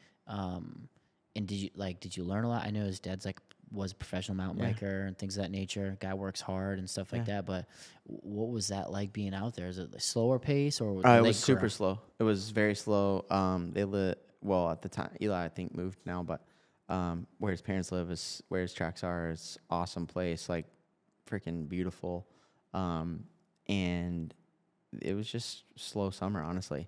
It was a little bit of a bummer because that was the year he crashed at Colorado and messed up his shoulders, so he was down for the summer. But I learned a ton from John, his dad. He's kind of a genius, honestly. When it comes to like geometry and bikes and that kind of stuff, he's super, super smart. Eli or his dad? His dad, yeah. So I learned a lot from him, and I'm really grateful for my time there, honestly. I wish I could have stayed longer, but he's just a different guy. What's the deal with Supercross, motocross guys? And like, I think it was maybe Barsha's like Gypsy Tales episode I watched something a while ago. Where he talked about like most of the guys really aren't friends. Like you would race against a guy like your whole life and you never spoke to him. I think that's changing a little bit, but is that true though? Is that kind of the case? Oh yeah.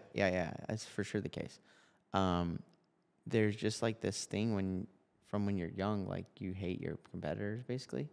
I don't know why that is, but I think motocross brings the worst out in people in a sense because it's so money heavy, it's so expensive, everybody's so invested. I think that's part of it. Like you're just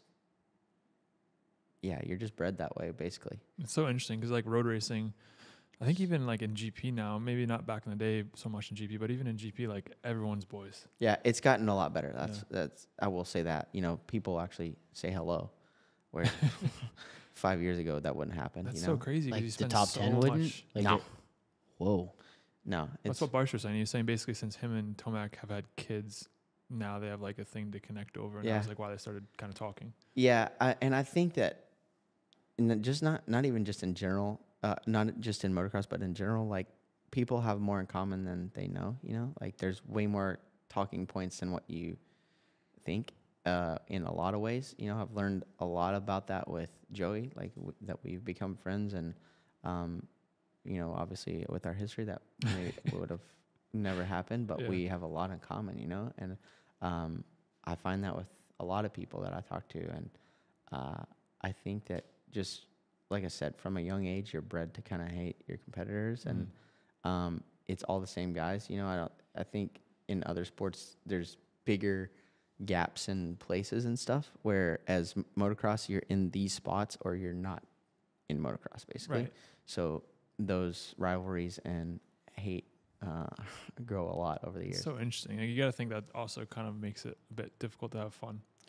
Yeah, it makes it a little more square, right? And Yeah. and that was another thing that I learned or realized when I was in Europe, was like, you know, when I went there, I kind of had that mindset where no one talked to each other, and then You feel like you're looking for a reason to hate the guy you're racing yeah, against. the first year, I'm like, we're all at the same campsite. Yeah.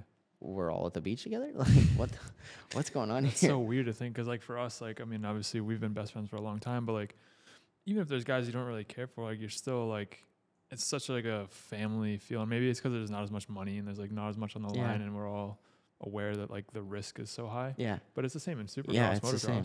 Yeah. You know? I don't know. I can't explain it, but it's getting better. That's so interesting. You talk about Joey. Like, when did you guys, like, you've raced against him a lot. Yeah. I mean, obviously, let's just talk about the 2017 incident. Like, I mean, I pulled that up yesterday, and it was pretty savage, but. Now what happens behind him? Here comes Savachi. Here comes Osborne. A couple of lanes to go. Osborne's here. The battle is on to the checkers in the title. Osborne to the inside. Takes him out. Oh, Savachi's in the dirt. Osborne, final corner, and the title. Like, were you guys friends? Obviously not before. No, And did you guys hate each other after? Yeah, I think so. I mean, I hated racing him, and I hated racing Coop too. Like, Coop was, in 2016, I lost a lot of sleep over him. You know, like, and both of them, honestly, Coop and Joey. Like, I was not a fan of either of them, but I don't really remember how I originally connected with Joey. I think it was over iRacing, actually. I was doing a race or something, and Twitter. I don't really remember, to be honest with you. But yeah, it was before, like, the end of middle of 22. I'd never really spoken to him that much. So it was what, 4 years? 4 or 5 years? Yeah, but prior to that, it was a lifetime. Yeah. Yeah. That's so interesting, especially because you guys go through even more so than road racing, and cars are probably similar with like, What is this? Huh? Who, me? You guys go through such a similar like life. Yeah. Like everyone, and because you guys are starting at such a young age, you're going to the same amateur races, and then you go pro, you go to the same, like, it's just so crazy to think. Yeah, we're on the same flights, we're in the you're same hotels, experiencing we're the same in things. cars. Yeah. Like, it's like there's no way you guys don't have a lot in common, right? Yeah. So it's really interesting, and it's kind of the same thing we've experienced with the podcast. Like, having all these different guys, even from different facets of racing, is like the story's kind of the same. Yeah. Like. I think it's crazy though. We also said that no matter if you don't like somebody, if you talk with them for an hour, you're probably like, You'll you know find what? something. Yeah. You're like, you know what? This guy's probably not bad. He just No. had a different life. I believe that with all my heart. Like, if I don't read comments very much, but I see people, like, when that video mainly, like, it gets posted, it's like, F Osborne or whatever. Really? Like, I see that and I'm like, I probably could talk to that guy for 30 minutes and he'd be like, you know what? Yeah, I'd do the same thing for $750,000. Oh, That's so what I that's was gonna just say. gonna say. Yeah. Is that what that was? Yeah. Well, I mean, on the night it was like 650, but I mean, in the grand scheme, it's probably more than 750. More than. I mean, it's got to be Yeah. more because Yeah, it a lot probably set you more. up for Yeah. a better seat, or you get to raise your price for the Right. next year. Yeah, that's kind of my legacy. It started my legacy. That's kind of crazy though. Like on the night, 650. Yeah, and there's people on Can't YouTube imagine. that are like would slap their mother for $50. And- I think I have a And- good day when I can make like $5,000 at the club race. Shh, but Joey, I mean, you would think he would do the same thing, right? Yeah, he would. He's admitted that.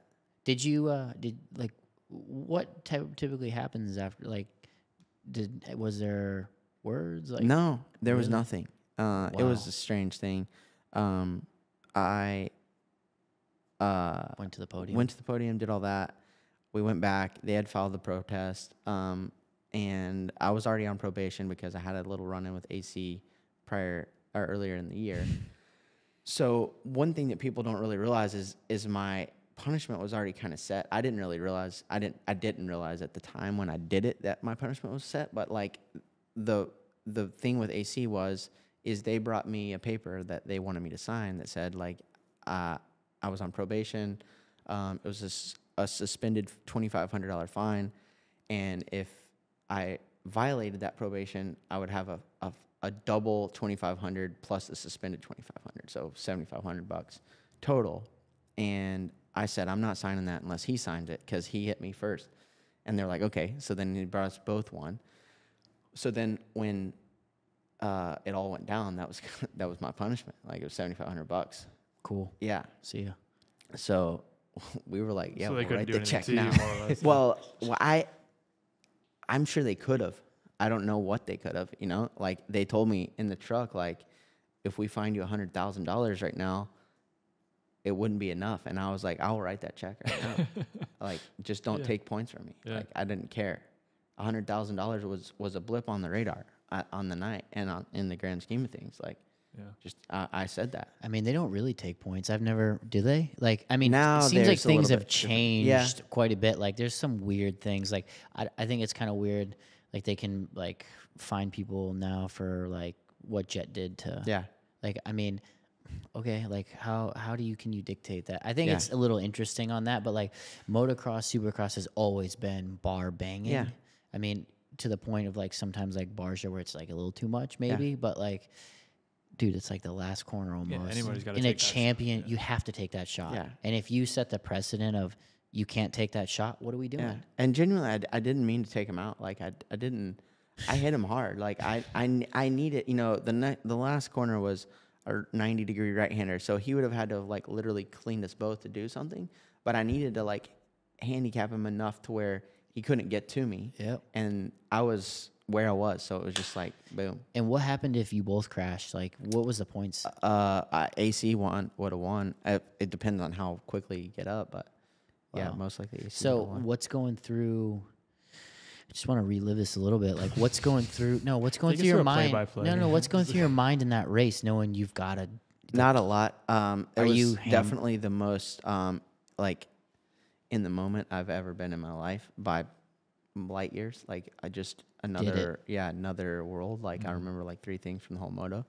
Wow. And still like the most insane experience I've ever had in my life. Like Could you hear the crowd? I could hear some reaction and like I knew where he was the whole time. Like from the moment I entered the stadium on the first lap, I knew where he was. And then when Smith crashed, I thought they were going to red flag it. That was like the first thing. And then when Harrison passed me back, I thought it was over because I had to roll that double before the whoops. And I was like, that was the 1 second that I was going to need. And it may have been, it may have changed the outcome had I not had to roll that because I would have gotten to him a little sooner. So maybe I could have made a better pass or maybe he could have made a counter or I don't know, There's ifs and buts. We're Kenny and nuts, right? But yeah, it was just like insane. Like when I crossed the finish line, I just broke down because I couldn't believe it, honestly. Yeah, that's crazy. It was like it was like something you see in a movie, like from my perspective. Almost. Yeah, like when you see movies of sports performances where people are like in the zone and then they're just like wake up, and that's what it was for me. Like it was very much just that, like just my subconscious mind just like as easy as walking, Yeah. Like I would never felt Just fully in pain, the flow. never felt like tired, never anything. Were you able to? Did you get that feeling again when you later on? won the I've championship? had it a few times, yeah. Not to that level ever. And I don't know. I don't think I'll ever experience It's that a hard thing to search for because Yeah. you can't search for it. What are you looking for? It just happens. Like I've had it a couple times. They call it like a the true flow state. Yeah, where you just act. I can do some breathing and get really like focused and have some good rides and stuff like that. And Red Bud in 2020, I had won both motos and it was really easy, but still not like that. Yeah. Yeah, there's the days where you do well and it's easy. Yeah. You kind of know you're in a good spot. Yeah. Yeah. Have you ever worked with a mental coach? I ask a lot of guys this, but I I don't know have. how it is in motocross. Yeah, I have. I worked with 2 or 3 different guys during my career, and never. I wouldn't say I never made any progress, but just like it just wasn't for me. You know, Yeah. I'm more of like a soul searcher, I guess you would say. I don't know.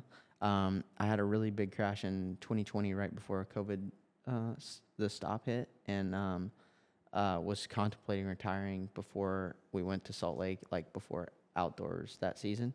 I was super burnt out and I got really sick in January and was lingering, and then I crashed, broke my back really bad, 5 vertebrae, my wrist, bruised a bunch of my organs, collapsed both my lungs, stayed a night in the hospital, like big deal, you know. Yeah. And like I was really not sure that I wanted to race anymore, and went to this guy in Orlando that does something called NET. It's called neuroemotional technique, where it's like muscle testing. And I was actually considering like an ayahuasca retreat to like see if I could like, get rid of some stuff, Yeah.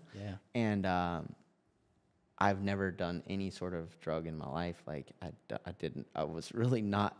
I was considering it, but I wasn't really considering it. Like I'm not. You're wondering if it would be the hey, fix or not. what this is like, Yeah. but I'm never going. You know? See your ancestors. Did a lot of research, but I really had no real intention of doing it, I guess you would say. So I found this guy in Orlando, and it was like my last resort, and my wife went with me, and it was the wildest experience I've ever had. Like, Really? Yeah, crazy.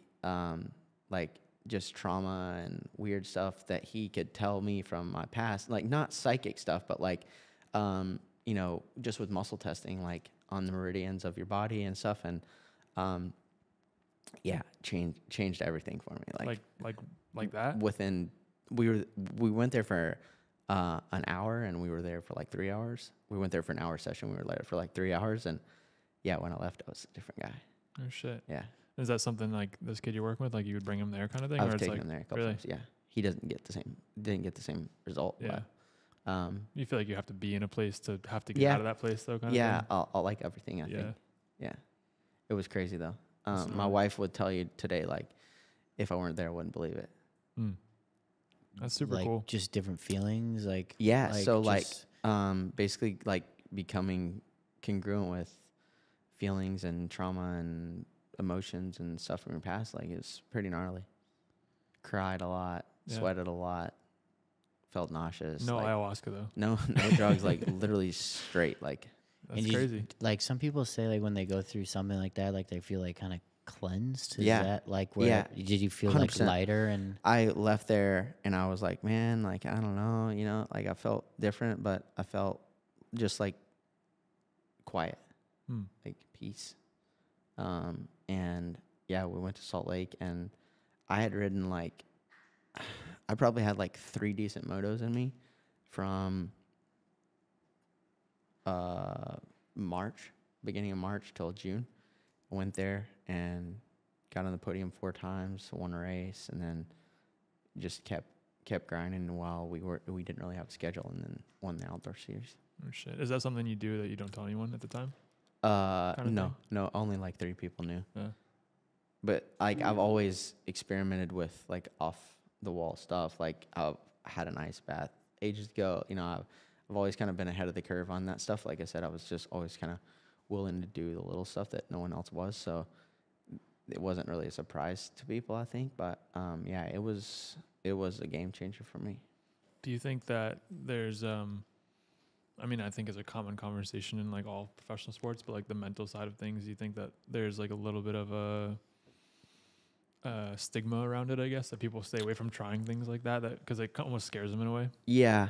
I think as athletes, we try to protect exactly what we are. We don't ever want to go backwards, right? Like, so anything that has a potential backwards or downside to it, we're going to like be apprehensive.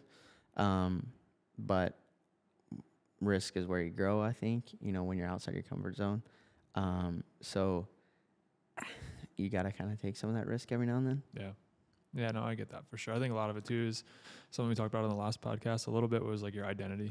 Yeah. Like, so people are so afraid of like, or maybe they don't even know what their identity really is. Right. And so that's kind of like until you find it and really lean into it. And it's probably like a little bit like your Europe experience, I would imagine. Is Yeah. like kind of finding your identity. And Yeah. When I left to go to Europe, I was young. I was only 18. And there was so much of me that I didn't really understand or know about, or a lot of dark places that I can go in my brain when I'm suffering that I didn't know about then, and I still honestly I still chase those places. Like that's peace for me in a sense, I guess. Like, is that like on the bicycle and stuff, or in Yeah, the motos? anything. Okay. Like I don't like to run. Other than that, I can get there. You know what I mean? Yeah. when you say that, you mean like just burying yourself in something that's extremely difficult. Yeah, Or like I pushing like yourself. hard. Yeah. Kind of like the Goggins way. Yeah, Like I hate Goggins. Don't ever talk about Goggins. All right. If you want to piss me off, the boys know. If they want to get me fired Really? up, talk about Goggins. yeah. Why? I just don't believe it. I don't buy it. You don't buy into him? No. You don't think he does what he does? I think he does.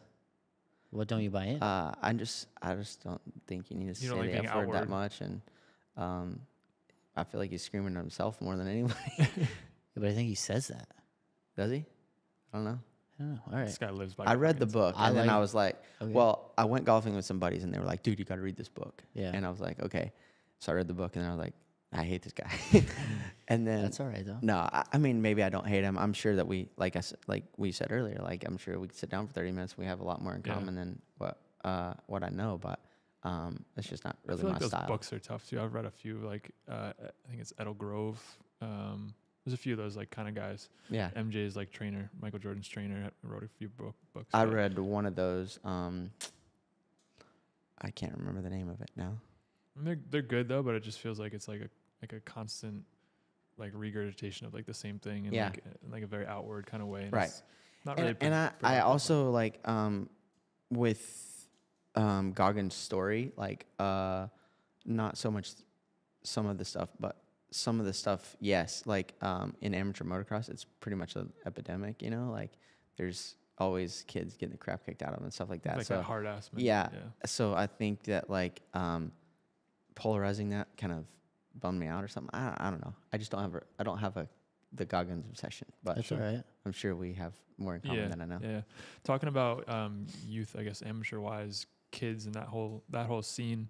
One, I guess, like what was your kind of relationship with your family at that point up until you went to Europe? I guess were you like one of those kids that was your dad and your whole family was at the track kind of deal, or was it? Yeah, for the most part. My dad actually was a professional drag racer for a long Oh, wow. part of my career. So I had a mechanic who went to every race with me, and my mom most of the time.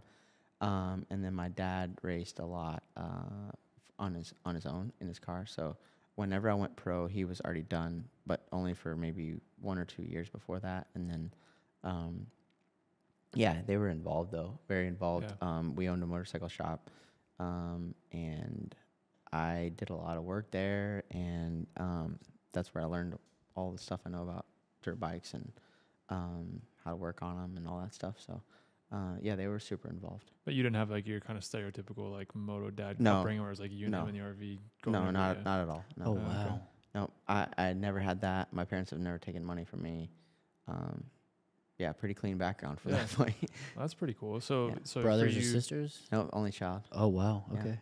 so for you going to Europe or even like kind of going pro, it wasn't like you had to separate anything. It was like No. you were already kind of on your own a little bit. Yeah. Growing up. Yeah, in a Sounds like. sense. In a sense, yeah. They obviously supported me fully, and but yeah, they were never shady at all. Yeah. And so I guess I asked earlier, but so obviously with that in mind, it had to have been mostly you kind of pushing yourself forward. It wasn't like your parents were like, you know.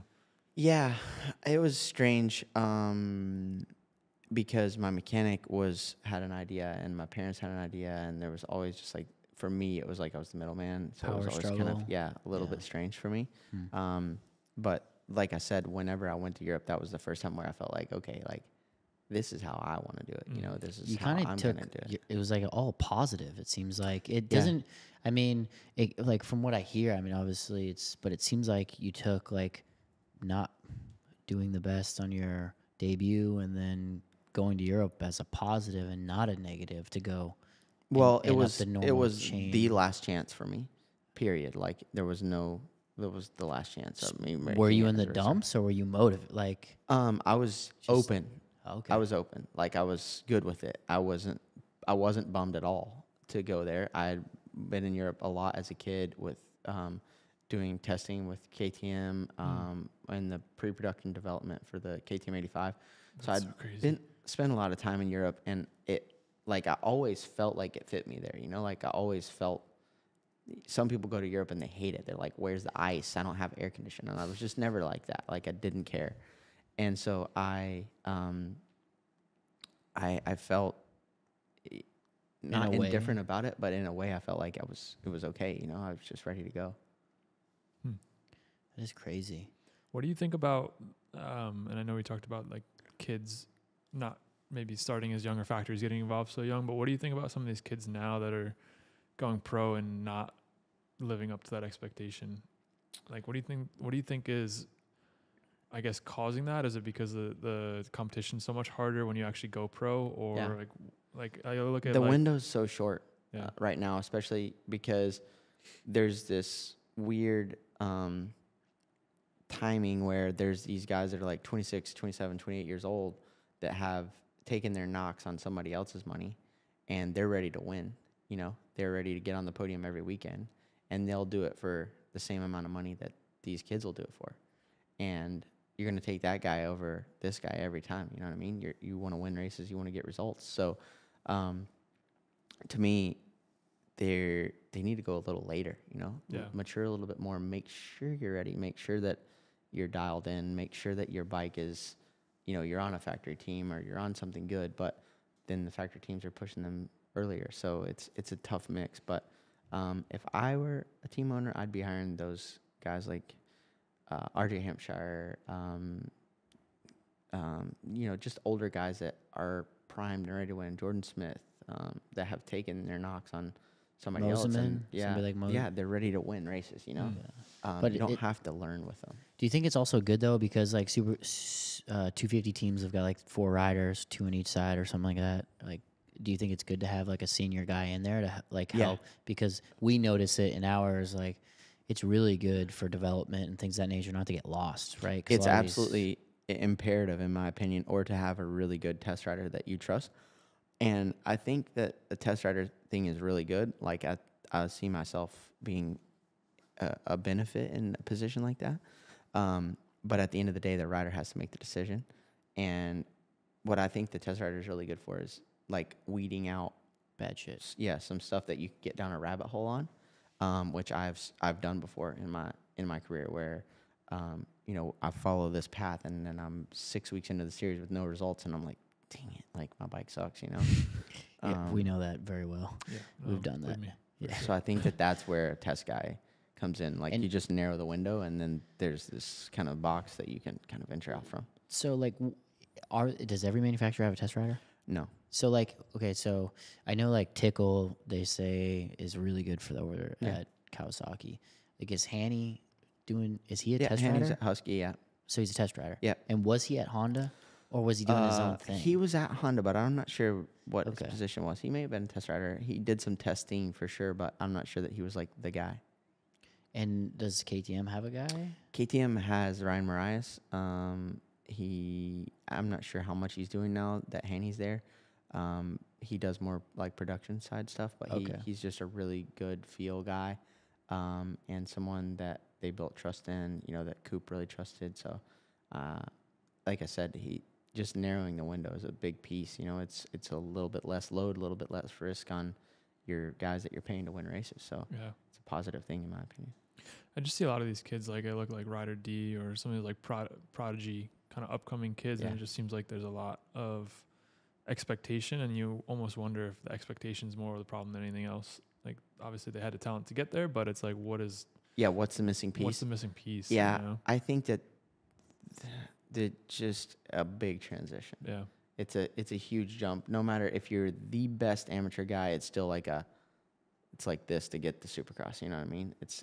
And also it's nearly the same jump to go from 250 to 450 class. Like, yeah, it definitely seems like that. What's crazy though is you see somebody like Deegan who, like, didn't do really well in his Futures debut, but then did really well in Supercross, and almost because he's been so popular for so long, but is like the family almost. It seems like he rides with no worries. Like there is no pressure. That's what it seems like. Maybe because he's just been around it for so long, but he is like the only one that kind of looks like he rides with no pressure, whereas everybody else kind of looks like like they're like, well, I got to make this. I have to get a result. I don't know if that's True. I think it's true because I would say the same. I would agree that he does look like free. Whatever, you know, and maybe that's because of the financial situation of the family or just where he's at in his life. I don't know, but I would agree that that's how it looks. It's interesting because normally in certain circumstances, if you were kind of loaded and things of that nature, you would not. But he rides like it's his only opportunity, you know, and at the same time rides kind of free with there's no pressure. Yeah, that's how you have to do it if you want to win. Yeah, it's crazy. But he's good at it. Yeah. Do you think if you had to relive your exact trajectory, like the way you went about things, having to go to Europe, that whole deal coming back, is that even possible anymore? Do you think because of like how short the window is, like it almost feels like you have like one shot. If you blow it, you're fucked. It's possible. It's probably more possible in a situation like Jack, the kid I was telling you about, is in, because he wasn't known here as really at all. He, you know, if he goes there and wins some races or does some good, not even win some races, I would say if he gets in the top 5 or gets on the podium, it's going to be like, okay, you know. But to go from my same path would be tough. Yeah. Would be really tough. And then, like, how do you come back? You live over in Europe for so long. You ride MXGP. I got super, super, super fortunate that I had an offer from Rockstar Suzuki in 2011 going into 2012, which was my last year in MX2 because I was going to age out. And they made me an offer to come home. And I was like, I'm going home. Like, this is Sick. This is the only time, right? Like, this could be it. I'll take it. Like, rip their arm off. I don't even remember. I think it was decent money too. I don't remember exactly, but my team owner that had kept me going the whole time, he was like, look, if you just stay and race your last year, I'll take you to do 4 Supercross races. And I was like, okay, I can get down with that. So we did. We came and raced 4 Supercross races out of the back of my van, and I got on the podium twice, and that was what did it for me. Wow. But there was, looking back, a pretty big gamble on my part, to pass that. And then if I come and do shit, then I'm not going. Yeah, it's not happening again. I mean, and like for people that don't know, like the style difference between motocross here and MXGP looks so much different. And racing over there for how long did you race over there? 4.5 years. So 4.5 years to come back and then to just do Supercross, like. I mean, there's massive stuff. We saw Jorge Prado. Obviously, he's in the big dog and probably one of the most competitive Supercross series we've seen in a while, if not ever. How hard is it to go from 4.5 years just riding back to super kind of I had kind of reinvented myself a little bit from a style perspective, I would say. Okay. And that probably sounds stupid because the GP style is so different. It wouldn't seem to work on Supercross, but I just felt comfortable right away. My bike in Europe was super fast, and we were able to use everything here that we had there, and that was a huge benefit. Like, I would say that I had the fastest bike on the starting line when we went to Anaheim 1, and it wasn't a factory bike. It was just a private team in Europe. And I was just really comfortable. Like, that was the main thing. I don't know why I didn't really feel pressure. I should have, for sure, felt pressure, big pressure, but I didn't. Did you ever have a plan B? No. There's no plan B. Literally, there's no plan B, ever. If there's a plan B, I guess in that plan moment in anything. particular, like, No. did you have that in your head? You were like, if Dude, I don't do hey, well, you know what Zach's saying right now? No. You know what he's he's saying? got isn't it? Burn the boats, baby. Who's gonna carry No, there was no plan B. Looking back, it's actually like right now, it's a little bit like, damn, that was dumb, wasn't it? But it all worked out. Yeah. Oh, that's cool. And yeah, every time I've ever had a plan B, plan A didn't work because I wasn't fully committed to plan A. Mm. And when there's no plan B, you make plan A work, and that's true, super true for me. And what's crazy is you said that you were able to take your bike exactly and didn't have to change anything. Like talking or hearing some more podcasts about Jorge Prado having to change or come more to a Supercross bike that's different. I guess MXGP rules are different. Yeah. Like how much different is it? Like, are they on like pretty kind of different. prototype bikes? No, sometimes, like this year, Geyser's riding the 25 Honda. Last year, Fev rode the 24 Cowie. They're allowed to just skip a year. There just works. There's no rules, Oh, basically. Wide open. It's like MotoGP. Yeah, it's Wow. like same as MotoGP. That is really cool. Yeah. And I don't think that they have anything that's like stupid special. Okay. Other than some test stuff or, maybe some cool electronics or something. But yeah, I would say for him, having never ridden a Supercross bike, not really much Supercross experience, not being able to just kind of adjust the frame as they feel, it would be it's a big move for sure. That's interesting. I know we're getting kind of deep into it, but what is your trajectory from here on out? I know you said you're looking at some things and exploring some options because you feel like you're not done yet, but what is kind of like life after being at that high of intensity for so long? Like, Yeah. I don't know yet. I'm still haven't still got there. working on that. I enjoy being at home. I have 3 kids, a wife. My kids are homeschooled, so that's a lot. It takes a lot of my wife's time, takes some of my time. It's something we're super passionate about and something that we really hold in a high regard. So they're my main priority, always basically. They're all in on me going racing this summer. So if something comes up, then they're keen. Yeah. They ask me every day, Dad, did you get a job yet? And I'm like, no. That's cool. Yeah. your oldest is 9? 9, 5, and 15 months. Okay. Yeah. So that building up our little training program, Torque Fit, and yeah, just kind of keeping my options open. I'm in a good position, and I just want to enjoy life. And like kind of speaking on that, I mean, you spoke a little bit on like you've got an epoxy company, you said, and you're starting the training thing, which is really cool. As far as racing after life, like, did you make any other like investments to set yourself up to be able to not? I mean, you don't work, so like, were you actively doing that? Like when you came back here and got on Factory Husky or whatever, like how did you? I mean, taking it from Gypsy, he kind of asked Ombre, I think, and I really like that question. Like, were you actively looking at setting yourself up for your future, or were you like, hey, we just 1 year at a time? I would say I was probably 70% as invested in that as I should have been. I was doing it, but not actively enough, I would say. I was putting money away and investing and so on and so forth, but it's something I feel like I could have done a little bit better at. Not much. Like we don't have lavish things. We don't have Ferraris or, anything like that. We're pretty modest people for the most part. We built this house. This is by far the biggest thing we've ever done in our lives and probably ever will do. So for me, we just live a simple life, so the cost isn't super high. And yeah, I mean, we definitely, I wouldn't say I can never work again. Also, I don't want to do that because I enjoy working. I enjoy having a goal.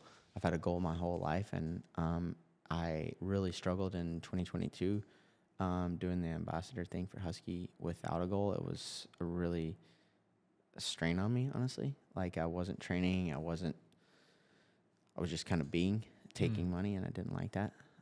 So yeah, I'm looking for my next goal. Like I said, currently my goal for the summer is I really would like to race outdoors. I don't know what that looks like past that. I don't know where I'll end up or whatever. But that's my current goal. And yeah, back to your original question. Yeah, we did a decent job. At what age did you, or I mean, you said when you went to Europe and things of that nature, like, were you making enough there to be able to put stuff away, No. or was it only when you came back and won a championship? Yeah, pretty much. 16, I had a pretty good year, and then 17, I guess I wasn't really prepared to make the money I made. From a standpoint of like, what do I do now? This is a lot. So I have an advisor. I've bought into some things that I like, some little businesses that I enjoy. And yeah. And I don't mean to pry into your No, business, you're but good. like, I feel like it's not talked about for kids. Yeah. Right. I feel like we've got the most amount of young kids growing up making more money than they've ever thought about making. And a lot of them blow it, kind of like this NFL epidemic. Yeah. Right. And right now in Supercross, motocross, in motorsports general, there's a lot of kids making a lot of money at a young age. And I feel like nobody's teaching them anything about any sort of financial advice. And when I heard it on Gypsy, like kind of, Jason's like seemed to be like really good at it. Yeah, Jason's a tight ass. And Which is funny because before that I would have thought he was the opposite. No, knowing how loose he he's is. so tight, dude. Yeah. So tight. I can tell you stories for days about like him jamming me up over $10. I'm like, dude, come on. send him a request. Venmo. Yeah. we went to a signing in Tampa one night at Supercross, and I had a rental car, or maybe I had my car. I don't remember. Anyways, he goes, "Hey, can I ride with you guys?" Yeah, for sure, no problem. Which was to save gas, and he probably didn't have a rental car. And I'm like, yeah, no problem. Meanwhile, he's got expenses he can probably send. Yeah, right? he's already getting, the travel allotment for the weekend. And then we go there, and I'm like, dude, genuinely, I forgot my wallet, and we're going to dinner. And he's like, well, yeah, I mean, as long as you pay me back tomorrow, we'll be all right. I'm like, dude, fuck. At that point, he's probably worth X, right? Yeah. So, but that's how, that's how it is. We talk about it all the time because neither of us made like Supercross money when we were younger, but we did pretty well at a certain point in our career where there was like money to be made, but we just were young and didn't know. Yeah. At that point, it was like, I guess when you're really young, you kind of feel like it's going to last forever. Yeah. Or at least you're not going to go back down. Like you start working to a spot and it's like it's going to plateau or at least get better. Yeah. And you don't anticipate the just going away part. Nobody tough. prepares you for that. I felt like, like I said, I don't have lavish things. I don't have really bills other than like monthly bills, like power bills and stuff. I don't really have any debt. And it's still like tough, right? Yeah. There's just, I don't really have an income. Like, sure, I have investments that net me money, but I don't really have an income for the first time in my life for the last 4 months or whatever. Yeah. So it's like, it feels weird Stressful for feeling. sure. Yeah. It shouldn't be that stressful, but it feels stressful. Yeah. Yeah, no, it's really interesting. It's something that needs addressing in our sport, but it's another one of those things like you don't ever want to open that door, Like you don't ever want to. Somebody has to be transparent about Right. it, and everybody's a little bit. Hush, I hush. mean, it's like us. Like, it's like nobody wants to know your deals because you want to be like, I've got the best deal I can possibly get until you hear somebody else's deal, and it's like, dang it. Well, it's like, well, oh man, but if it was the next like, thing you know, some guy's trying to undercut you. Like, Yeah. it's sort weird of like talking about that. before, But then you look at like at football, and like every deal's open. Right. Like everybody knows everybody. I almost feel like that would be better, especially in our sport. The biggest issue, in my opinion, is the gap between fan knowledge and reality of the sport. In the fans' mind, I think that they think that there's like 8 guys, 10 guys making a living, and that's just not the case, you know. Do you think that the sport it's more? itself emulates that though? Like, do you think that's because so many people like complain about not making enough, or that fell doesn't pay out enough, or whatever? I do. I think that that's a huge issue, and that's why I was talking earlier about the charters. Like, in my opinion, like the sport needs privateers to some extent, but like it's not the factory guys are the ones that are selling tickets, right? Like. Yeah. And that's harsh to say, but like in my opinion, if Supercross got smaller, everything else gets bigger. You know, some of those guys go to Arena Cross, some of those guys go to another Arena Cross. Yeah, it grows everything. If this, you know, MotoGP is the elite of the elite. It's the guys, right? Yeah. NASCAR Cup is the guys. F1 is the guys, and Supercross is the guys. You know. Yeah. And I think that has to shrink a little bit in order for it to grow a little bit. That is actually a really interesting perspective, because I mean, how often does a privateer, once they get to 450, ever make it to a factory? It's tough. Really tough. It's tough. Yeah, I was having this conversation. Our friends were over for Supercross for Daytona, and my friend's girlfriend, wife, I don't even know, but she was asking. I don't know if they're married. They might be, because she's from Australia, and then it was like, you don't do that. But nonetheless, she was kind of asking about, like, you know, well, she was like, what is this shit? Like, I feel like the races go on forever. I'm like, well, no, there's heats, and then there's the LCQ, and then there's the main. And she's like, well, why would you bother with the LCQ? Like, either you're gonna make it or you're not. And I'm like, well, there's guys who literally just go around trying to make the main, and maybe they get lucky, but it's like, also, those guys are never going to really progress in their career. Yeah. Like, if you're a guy on the cusp, you're never going to get a factory ride. Right. And you would have already. Yeah. I mean, if the pyramid's like this, it's kind of all like this. But if the pyramid's like this, these guys are the guys, right? And I'll probably, if the right motocross person hears this podcast, I'm doomed, right? But, and I'm not saying like the death of this is the death of the privateer or whatever, but I just think that, like, if Supercross were a little bit more focused on, say, 30 guys in each class instead of opening it to 80 guys every weekend, it tunnels, you know, the focus gets a little bit smaller, and the pot gets a little bit bigger because it got a little bit smaller, if you know what I mean. But isn't that like the World Supercross deal? Sort of, but that would be like, that would be like and this is not a slight to the series, because I think that they have a lot of great ideas, but that'd be like, I don't even know how to compare it for you. Like, that'd be like MotoGP taking the Moto America guys to global, basically. You know what I mean? And that's not... Appreciate that. No, that's not a slight. I get it. At all. I know, I understand. That's insane. It's like taking the baggers to Coda. Listen, dog. I didn't say that. He did. Dude, we're the best. I'm not like crapping on anyone. Like, that's just kind of a tall ask. The gist of it. You know, it'd be like taking Marquez and then this group and go racing. You know what I mean? Yeah. No, it's true. I mean, I think, and it's kind of funny, because we were also talking about this on Saturday, was like, how funny would it be to have a podcast where it was just two housewives that have been like exposed to any form of motorsport or like road racing, you know, Supercross, and have them do a podcast about what they're, because the reality is they're not going to talk about the privateer guy unless he absolutely wads himself and they replay it. But otherwise, they're not going to talk about it. That's exactly right. You know, and like, that's really the scope of a fan base, really, because that's who you're trying to go after. If you can get the housewife to pay a little bit of attention and know everybody's name, you've done a good job. Yeah. Right. Theoretically. So. Yeah, that's exactly right. You know, I think I never thought of it that way. That's a really good point. Yeah, I think. But also, you kind of wonder what the motivation is behind it, wanting to have 80 guys show up. And it's the same thing with our series. Like, every year they seem to kind of go a little bit more of a path of just trying to get more entries and more people to show up. And it's like, how much money are you really making off that? Which, you know, I get it. And certain avenues, it's good to have more people exposed to it, and hopefully they bring a new audience, whatever the case is. But it's like, for where you guys are at, you're already big enough. And it's like, if you just focus on expanding what you've got to work with at the top, there's a lot there. It's already hard, in my opinion, in our sport, because, and road racing, because, you know, in NASCAR, they have a 4-hour broadcast or a 5-hour broadcast, and they can do so much cool stuff with cutaway cars and how aero works, and this looks like this in the wind tunnel and all that stuff, which is what draws me to NASCAR. Like, I love that stuff. I love the technical side of stuff.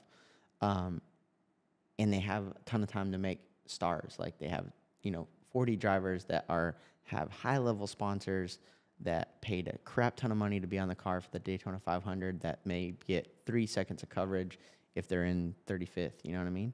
So then you take motocross, who really, we have a long broadcast, but there's a lot of racing in there. There's not a lot of gaps. Like, you get to do science of Supercross, which I like science of Supercross. It takes a lot of hate, but it explains a lot of I love it. cool stuff, Yeah. in my opinion.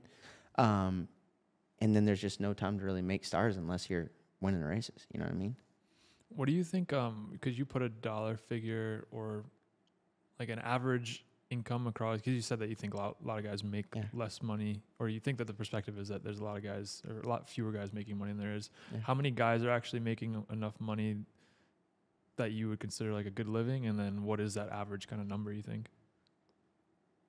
What do you call them a good living? I don't know. I mean, I often wonder that too. Like, how many guys can actually retire from Supercross and Very little, very live, few. You know, I would say that I'm like the bottom limit of retirement. I've a great life. Like I said, I've really no debt and in a great place.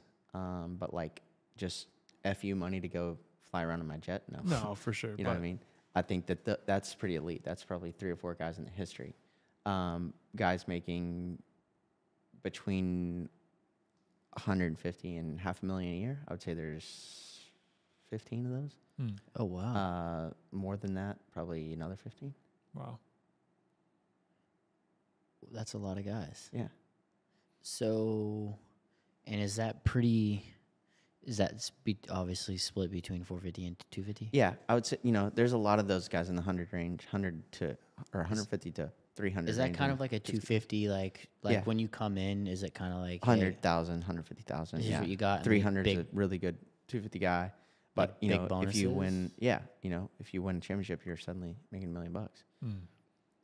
Is that all done through? Do you guys do like Lloyd's of London? Some people do, some people don't. Like all the bonuses at Husky were just straight money. I always wonder that too. Do you think that manufacturers actually make back the money they spend? I don't know.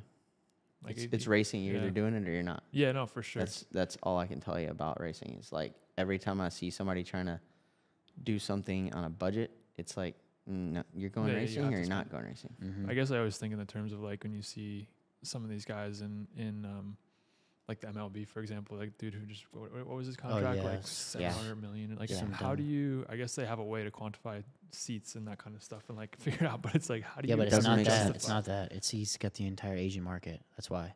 Yeah, it's true. I mean, it's different. And when you're talking that, I don't care what market he's got. $700 million is a lot. That's crazy. Yeah, and to defer it, like, but I mean, like you look at like Hamilton signed that. What did he sign? 200. What did he sign? Something crazy. Stupid. 500 million over 5 years, something like that. Really? It was something ridiculous. But then Ferrari's stock jumped up, like they made $500 million. So it was like 100 million or something. Yeah, was his, and then they made like $500 million in a day over his stock, just with his name. And wow. But I always wondered about that because like it's like motocross racing, Supercross, our sport is always seemed to be like driven either by a factory paying, or there's no team like manufacturer money. Like there's no like teams making money. You look at like F1. I just watched this crazy thing saying that when they put the $130 or $150 million budget like cap in there, that all 90%, 80% of the teams became profitable. Yeah, which is like insane to hear racing. You know, we always just like, hey, like you want to make $1 million racing, you start with 2. Do you think any of the Supercross teams make money? I don't know that they are I don't know that's the purpose of them. Yeah, I think that I don't know. But there's no like manufacturer money from Feld, right? What do you mean? Like so if Honda wins the championship manufacturally, no. Yeah, there's nothing. I don't think there's any. That's never meant anything until recently. Okay. In our sport. Yeah. It's interesting. Like I think NASCAR, they seem to make money, right? So, the teams make a lot of money. I thought that too, but then I saw a podcast with Jeff Gordon the other day where he said Hendrick Motorsports hasn't been profitable in 10 years. Yeah. But like in that, what do those salaries at the top look like? Yeah. Did Rick Hendrick pay himself $10 million? Then how not profit? Sure, the team's broke. I will say just this, took a $10 million check. Loosely speaking with Wally, he says that, I mean, dude, they spend money to race. For Like, sure. Every bit they I bring mean, in. you know, I don't But know. everyone's making a lot of money. Yeah, he's never used figures or anything, but he goes, dude, like, whatever. If we bring in a sponsor, like, we want to win. Yeah. Like, we're spending money to win. But I think that's the general consensus of all of racing, right? I think you like have to. You are either Yeah. going or you're not. And those top tier teams are all kind of spending the same amount of money. And when one of them steps up, the other one has to step up. That's Yeah. progress. Well, that's why you see like Yamaha and GP. They're Yeah. just not spending the money. Yeah. It's purely. They just won't. It's Yeah. well, whatever. And if you we- look, that's like, look they're at terrible. Lynn's, like, Do you every- watch MotoGP or Not anything? really. You're not into it? Not much. Wow. gonna be a I good year. watch a lot of NASCAR and a lot of cycling. Cyclocross. Stop. Have you watched any of the recent? I've watched the highlights of yesterday. The highlights. Have you watched? Did you watch Strade? Yeah. Sick. He's It's a kind of beast. just. It kind of bums me out though, because like nobody was there. I know. But you can't fault him for pushing Dude, 3 80 Ks by himself. Come on. 360, 360 for 80 Ks. I saw the overall stats today. I was what? Yeah, it's a joke. I saw a training file from Nilsson Palace last week. Yeah, Did you see it? no. His workout on Friday was 3 times 10 minutes at 390. So what got you into cycling? I don't know. I got my first road bike when I was 13. Like I begged for a bike for my birthday. Got a KHS piece of crap for my birthday. And 13, thought it was the best thing ever. And just took off. Like I love driving my bicycle. I hate mountain biking. Recently got a gravel bike like that, but there's nothing like just a road hammer in my opinion. I would have to disagree, but Do you? Where I'm from in Virginia is super mountainous, That's sick. and But you don't like climbing. I like climbing if it's long. You know, if I can Steady sit into state. it for 30 minutes or Yeah. 40 minutes or whatever. He's I a don't know. time I trial. just can't. I can't get into it. Couldn't enjoy it. I just You don't come like- out with Savachi Yeah. one time, dude. Come out on Saturday. We'll help you Why? out. Bring your e-bike. Yeah, well, bro, bring my e-bike, You have an e-bike? e-mountain bike. Oh, okay. Yeah. I was gonna say It doesn't you have hurt an your e-road back, though. bike. Get over there. Yeah. Yeah, but he's at back issues too. It doesn't hurt your back riding a road bike. No, my back's solid now. Really? It What- didn't afterwards at all. Like it didn't. Jack Hold you up? on. Yeah, we kind of blew over this, but like, what actually happened with your back? Said he broke it. Yes. Well, I broke my back in 2020. I broke my T4, 5, 8, 9, and 10. That's It's mid back okay. thoracic. And 2 of those were crushed, like 50% loss of height. So they were crushed basically into themselves half. And so I went to the hospital from the track, and they were like, "Oh yeah, you're good. Like you maybe have a double pneumothorax, which was 2 partially collapsed lungs." And I was like, "Okay, my wrist is broken, but whatever." They're like, "No, your wrist looks good." I'm like, "All right, I'm pretty sure it's broken." So I went to the hospital in Orlando, and stayed the night with my wife was there, and she was like, and they said I had 1 broken rib, and I'm like, this isn't right. Like, there's no way. And she was like, that's what they said. Like, let's just, let's get up and walk. So like the whole night we were walking. Like I was like, let's walk. So we just were trying to keep me moving because I was banged up. Like I was beat down, And so the next morning they released me, and I went home from the hospital and I got on the spin bike. So I'm like literally 24 hours later, I was knocked out for a little bit, but I was completely coherent, had no concussion symptoms, nothing. Like I was really solid, other than I was in a lot of pain. So I went home, got on the spin bike, and I was like, if it's only 1 broken rib, like this was on like Tuesday this happened. So Wednesday morning I got home, I was like, I can just go race this weekend in Atlanta. And I'm like, man, I don't feel good. Like I'm really in extreme pain. Like this doesn't feel, I've had broken ribs before. This doesn't feel like broken ribs. So spent that day in the bathtub pretty much. Spent that night in the bathtub. Went like 3 days and was like really, really bad off. And then the next weekend was Daytona Supercross, and Dr. G, the chiropractor who travels with all the guys, was coming into town. And she was like, look, can you just come maybe work on him a little bit, see what you can do? So he adjusted me, and I basically like passed out. And he was like, you need to come to California, and we'll get you like some scans and see what's up. So went to get a scan, and they were like, yeah, you have T4, 5, 8, 9, and 10 broken. 2 of them are straight down the middle, and 3 of them are straight down the middle, and 2 of them are 50% loss of height. So they're like crushed basically. So they completely missed that, and your wrist is broken. Fuck. And they done full scans here and everything. Yeah, and they missed it. X-ray everything. Like I think that's what's kind of scary about going to like non-sports people specifically. Yeah. Maybe luckily, like I don't think it was the worst thing that they missed it, because I probably would have ended up with a back surgery with 2 of them being so smashed together. And that would have obviously ended my 2020. So, 4 or 6 weeks after that, I started riding. And Wait, what? No way. Yeah. Wait, what? How? Wait, how does it? Well, first 4 to 6 week with a broken wrist. Well, it was just my radial styloid, so it was just like this like end chunk broken off. Okay. And so I'd already been 2 weeks before that, and then I didn't need a back brace. So then it was like almost 8 weeks when I started riding. 6 weeks after the 2 weeks, and so you have all that, and then there was no like, just time. yeah, I've never had any residual issue with it, other than it changed the shape of my spine a little bit, which is what maybe or maybe didn't cause my back, my disc bulge. And was that the issue when you Yeah. came back and Yeah. struggled in the Yeah, but now motocross? it's solid, super solid. So what'd you do to get rid of it? So they wanted me to have surgery just because there was like a straight timeline. on Fuse? it. Fusion, yeah. Yeah. Or a disc replacement, which would have completely stopped me from riding ever again, which was like the most common consensus that I needed a disc replacement. But the last surgeon that I spoke to was the one that like everyone kind of heralded the most, was like, if I had your money and your time, I wouldn't do this. And I was like, okay, well, I'm going to see what else I can find. So I had worked with a guy on my shoulder, Dr. Kalman here in Orlando, rehab for my shoulder in 2018. And he was like working on this new thing that he had kind of found for back issues. And we started, we've done a lot of trial and error to get to where we're at. But like now my back's solid. I don't ever have any issues. I've had 2 back surgeries. Really? Yeah. What? That's why I don't ride bicycles. L4, L5, Fusion? L5 S1. No, discectomy. Oh, really? So just removal. Talk to me after this. Okay. Do you But still that's why I have don't. pain or That's, no? yeah, I'm in pain right now. Yeah.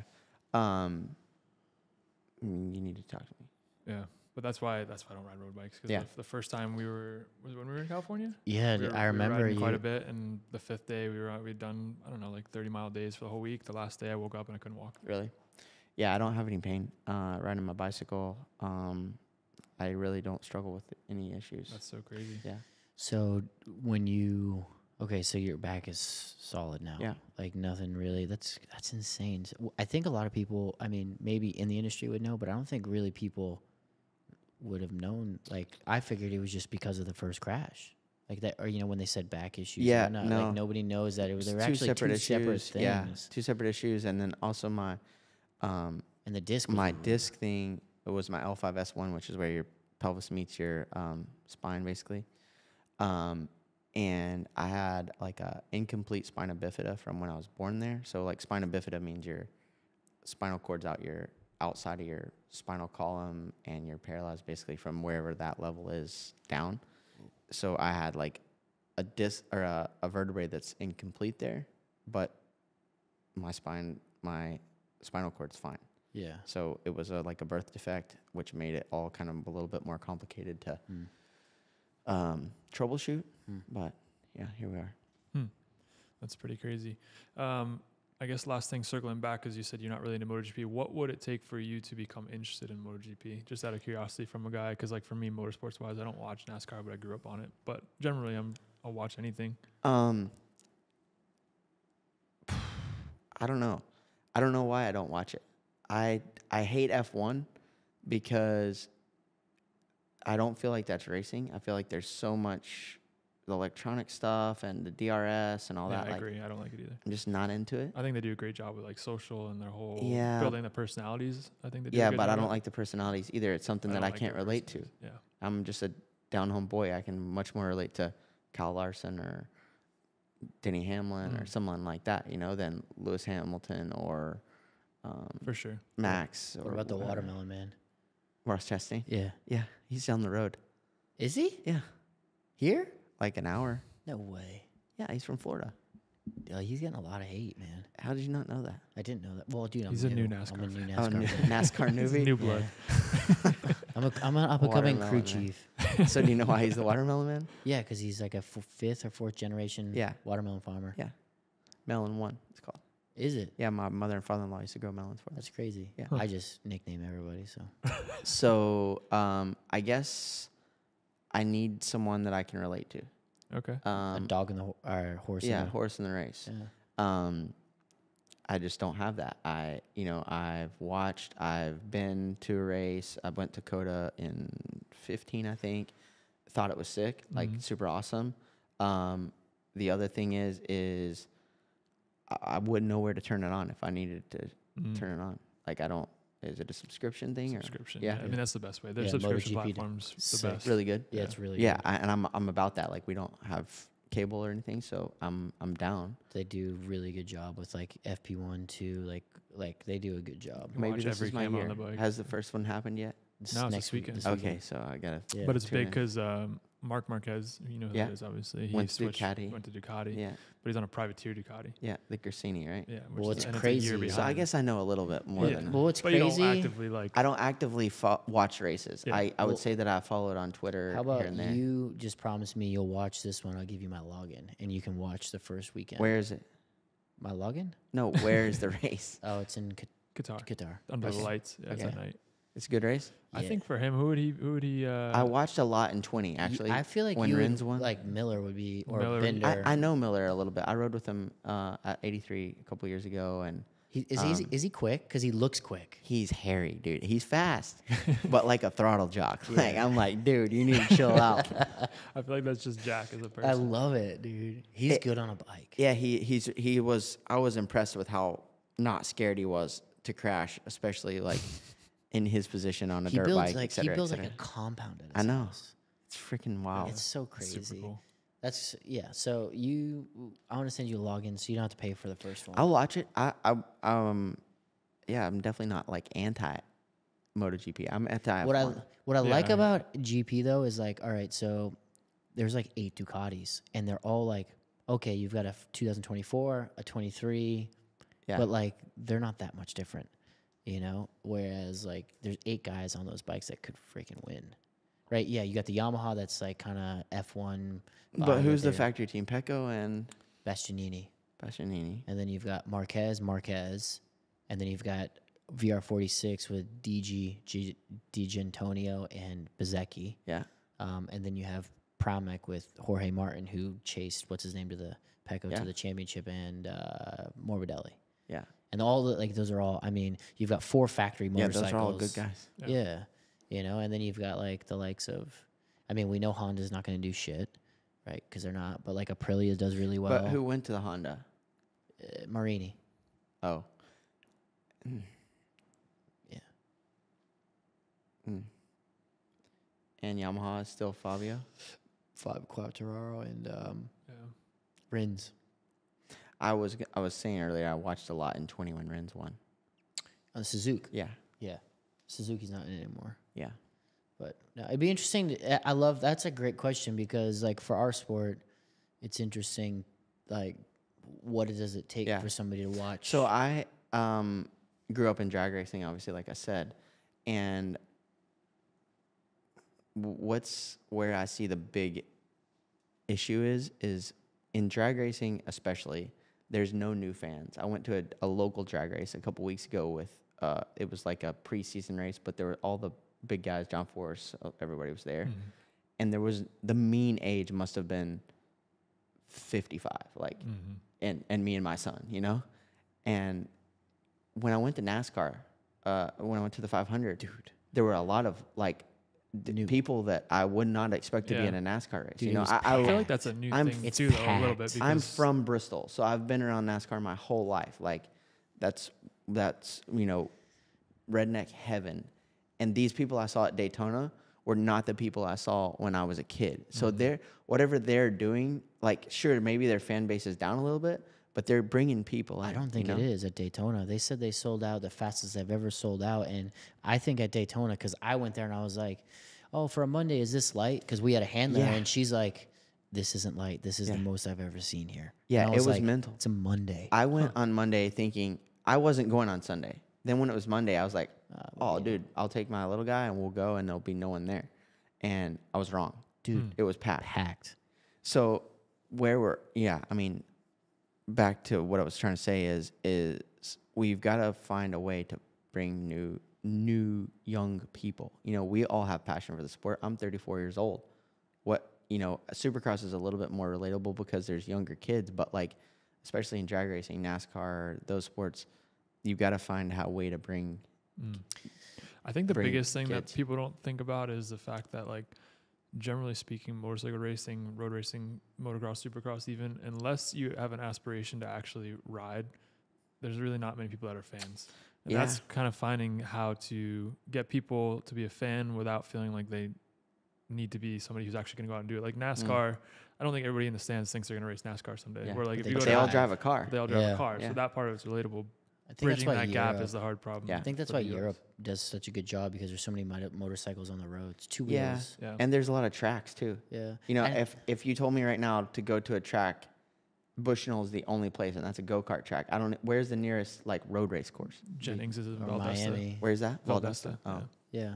Yeah. I didn't know that. There's actually a lot more in Florida, but there's still, you have to go looking. Yeah. It's not like going to find you. Well, it's kind of the same thing. Like when I look at moto, like I watch every Supercross. Yeah. And then like I try to watch moto, but it's like, I love it. But at the same time, I'm like, it's on in the background, kind of like cycling. Yeah. Right? Like I put it on, it's in the background, and then if I know a climb's coming, I'm like, all right, like, let me get the popcorn going. Moto and like MXGP, like I love it, but at the same time, I kind of like 15 minutes in, I'm like, man, they're spread out. Like there's nothing going on. A couple years ago, I went on a run where I watched Moto America every weekend. Oh, really? And to me, the racing's better than MotoGP. Like there's battles. Like people are going Wait at till it. you watch you the know what I mean? baggers, dude. Yeah, no, there's sickos. Be two guys running away with it. Hopefully. That means money in the bank, baby. Yeah. No, but I think I like good racing. You know what I mean? Yeah. Same. And like I said earlier, one thing that's tough is when I watch a MotoGP race or I watch a Moto America race, I'm not seeing what you're seeing. Yeah. Whereas when you watch Supercross or Motocross, you're not seeing what I'm seeing. And that's what is tough about getting people to come back is like, there's always interest. Every race is a good race to me. I've said this before on Twitter. The only race I've recently watched that in my memory that wasn't a good race was Hangtown last year. It was because the track was crappy prep and there was just like, they were just going around the track. Like it was boring. But I think finding a way to, like you said, bridge the gap between people who know and think they're going to be that and people that just want to watch a race. Well, I think that's massive because me watching NASCAR, I'm texting Wally, dude, like, because I get lost. Yeah. And I'm like, dude, what the fuck's going on? Like, why are they pitting? Like, you know what I mean? Like, certain areas, I'm like, what are we doing? Why are we doing this? And like, what's going on with the 14? Like, why is he being a dick fuck? like stuff, but like, there's things that what? I mean, it's just, but I mean, like, for real, like, you do those things and you're just kind of like, it makes it easier to understand. If you can make one connection, it's huge. Like, if you were to watch a race with, like, say, you in moto, and the things that we're like, oh, did you see that? And you're probably like, oh, maybe that's not so but did you see this that caused that?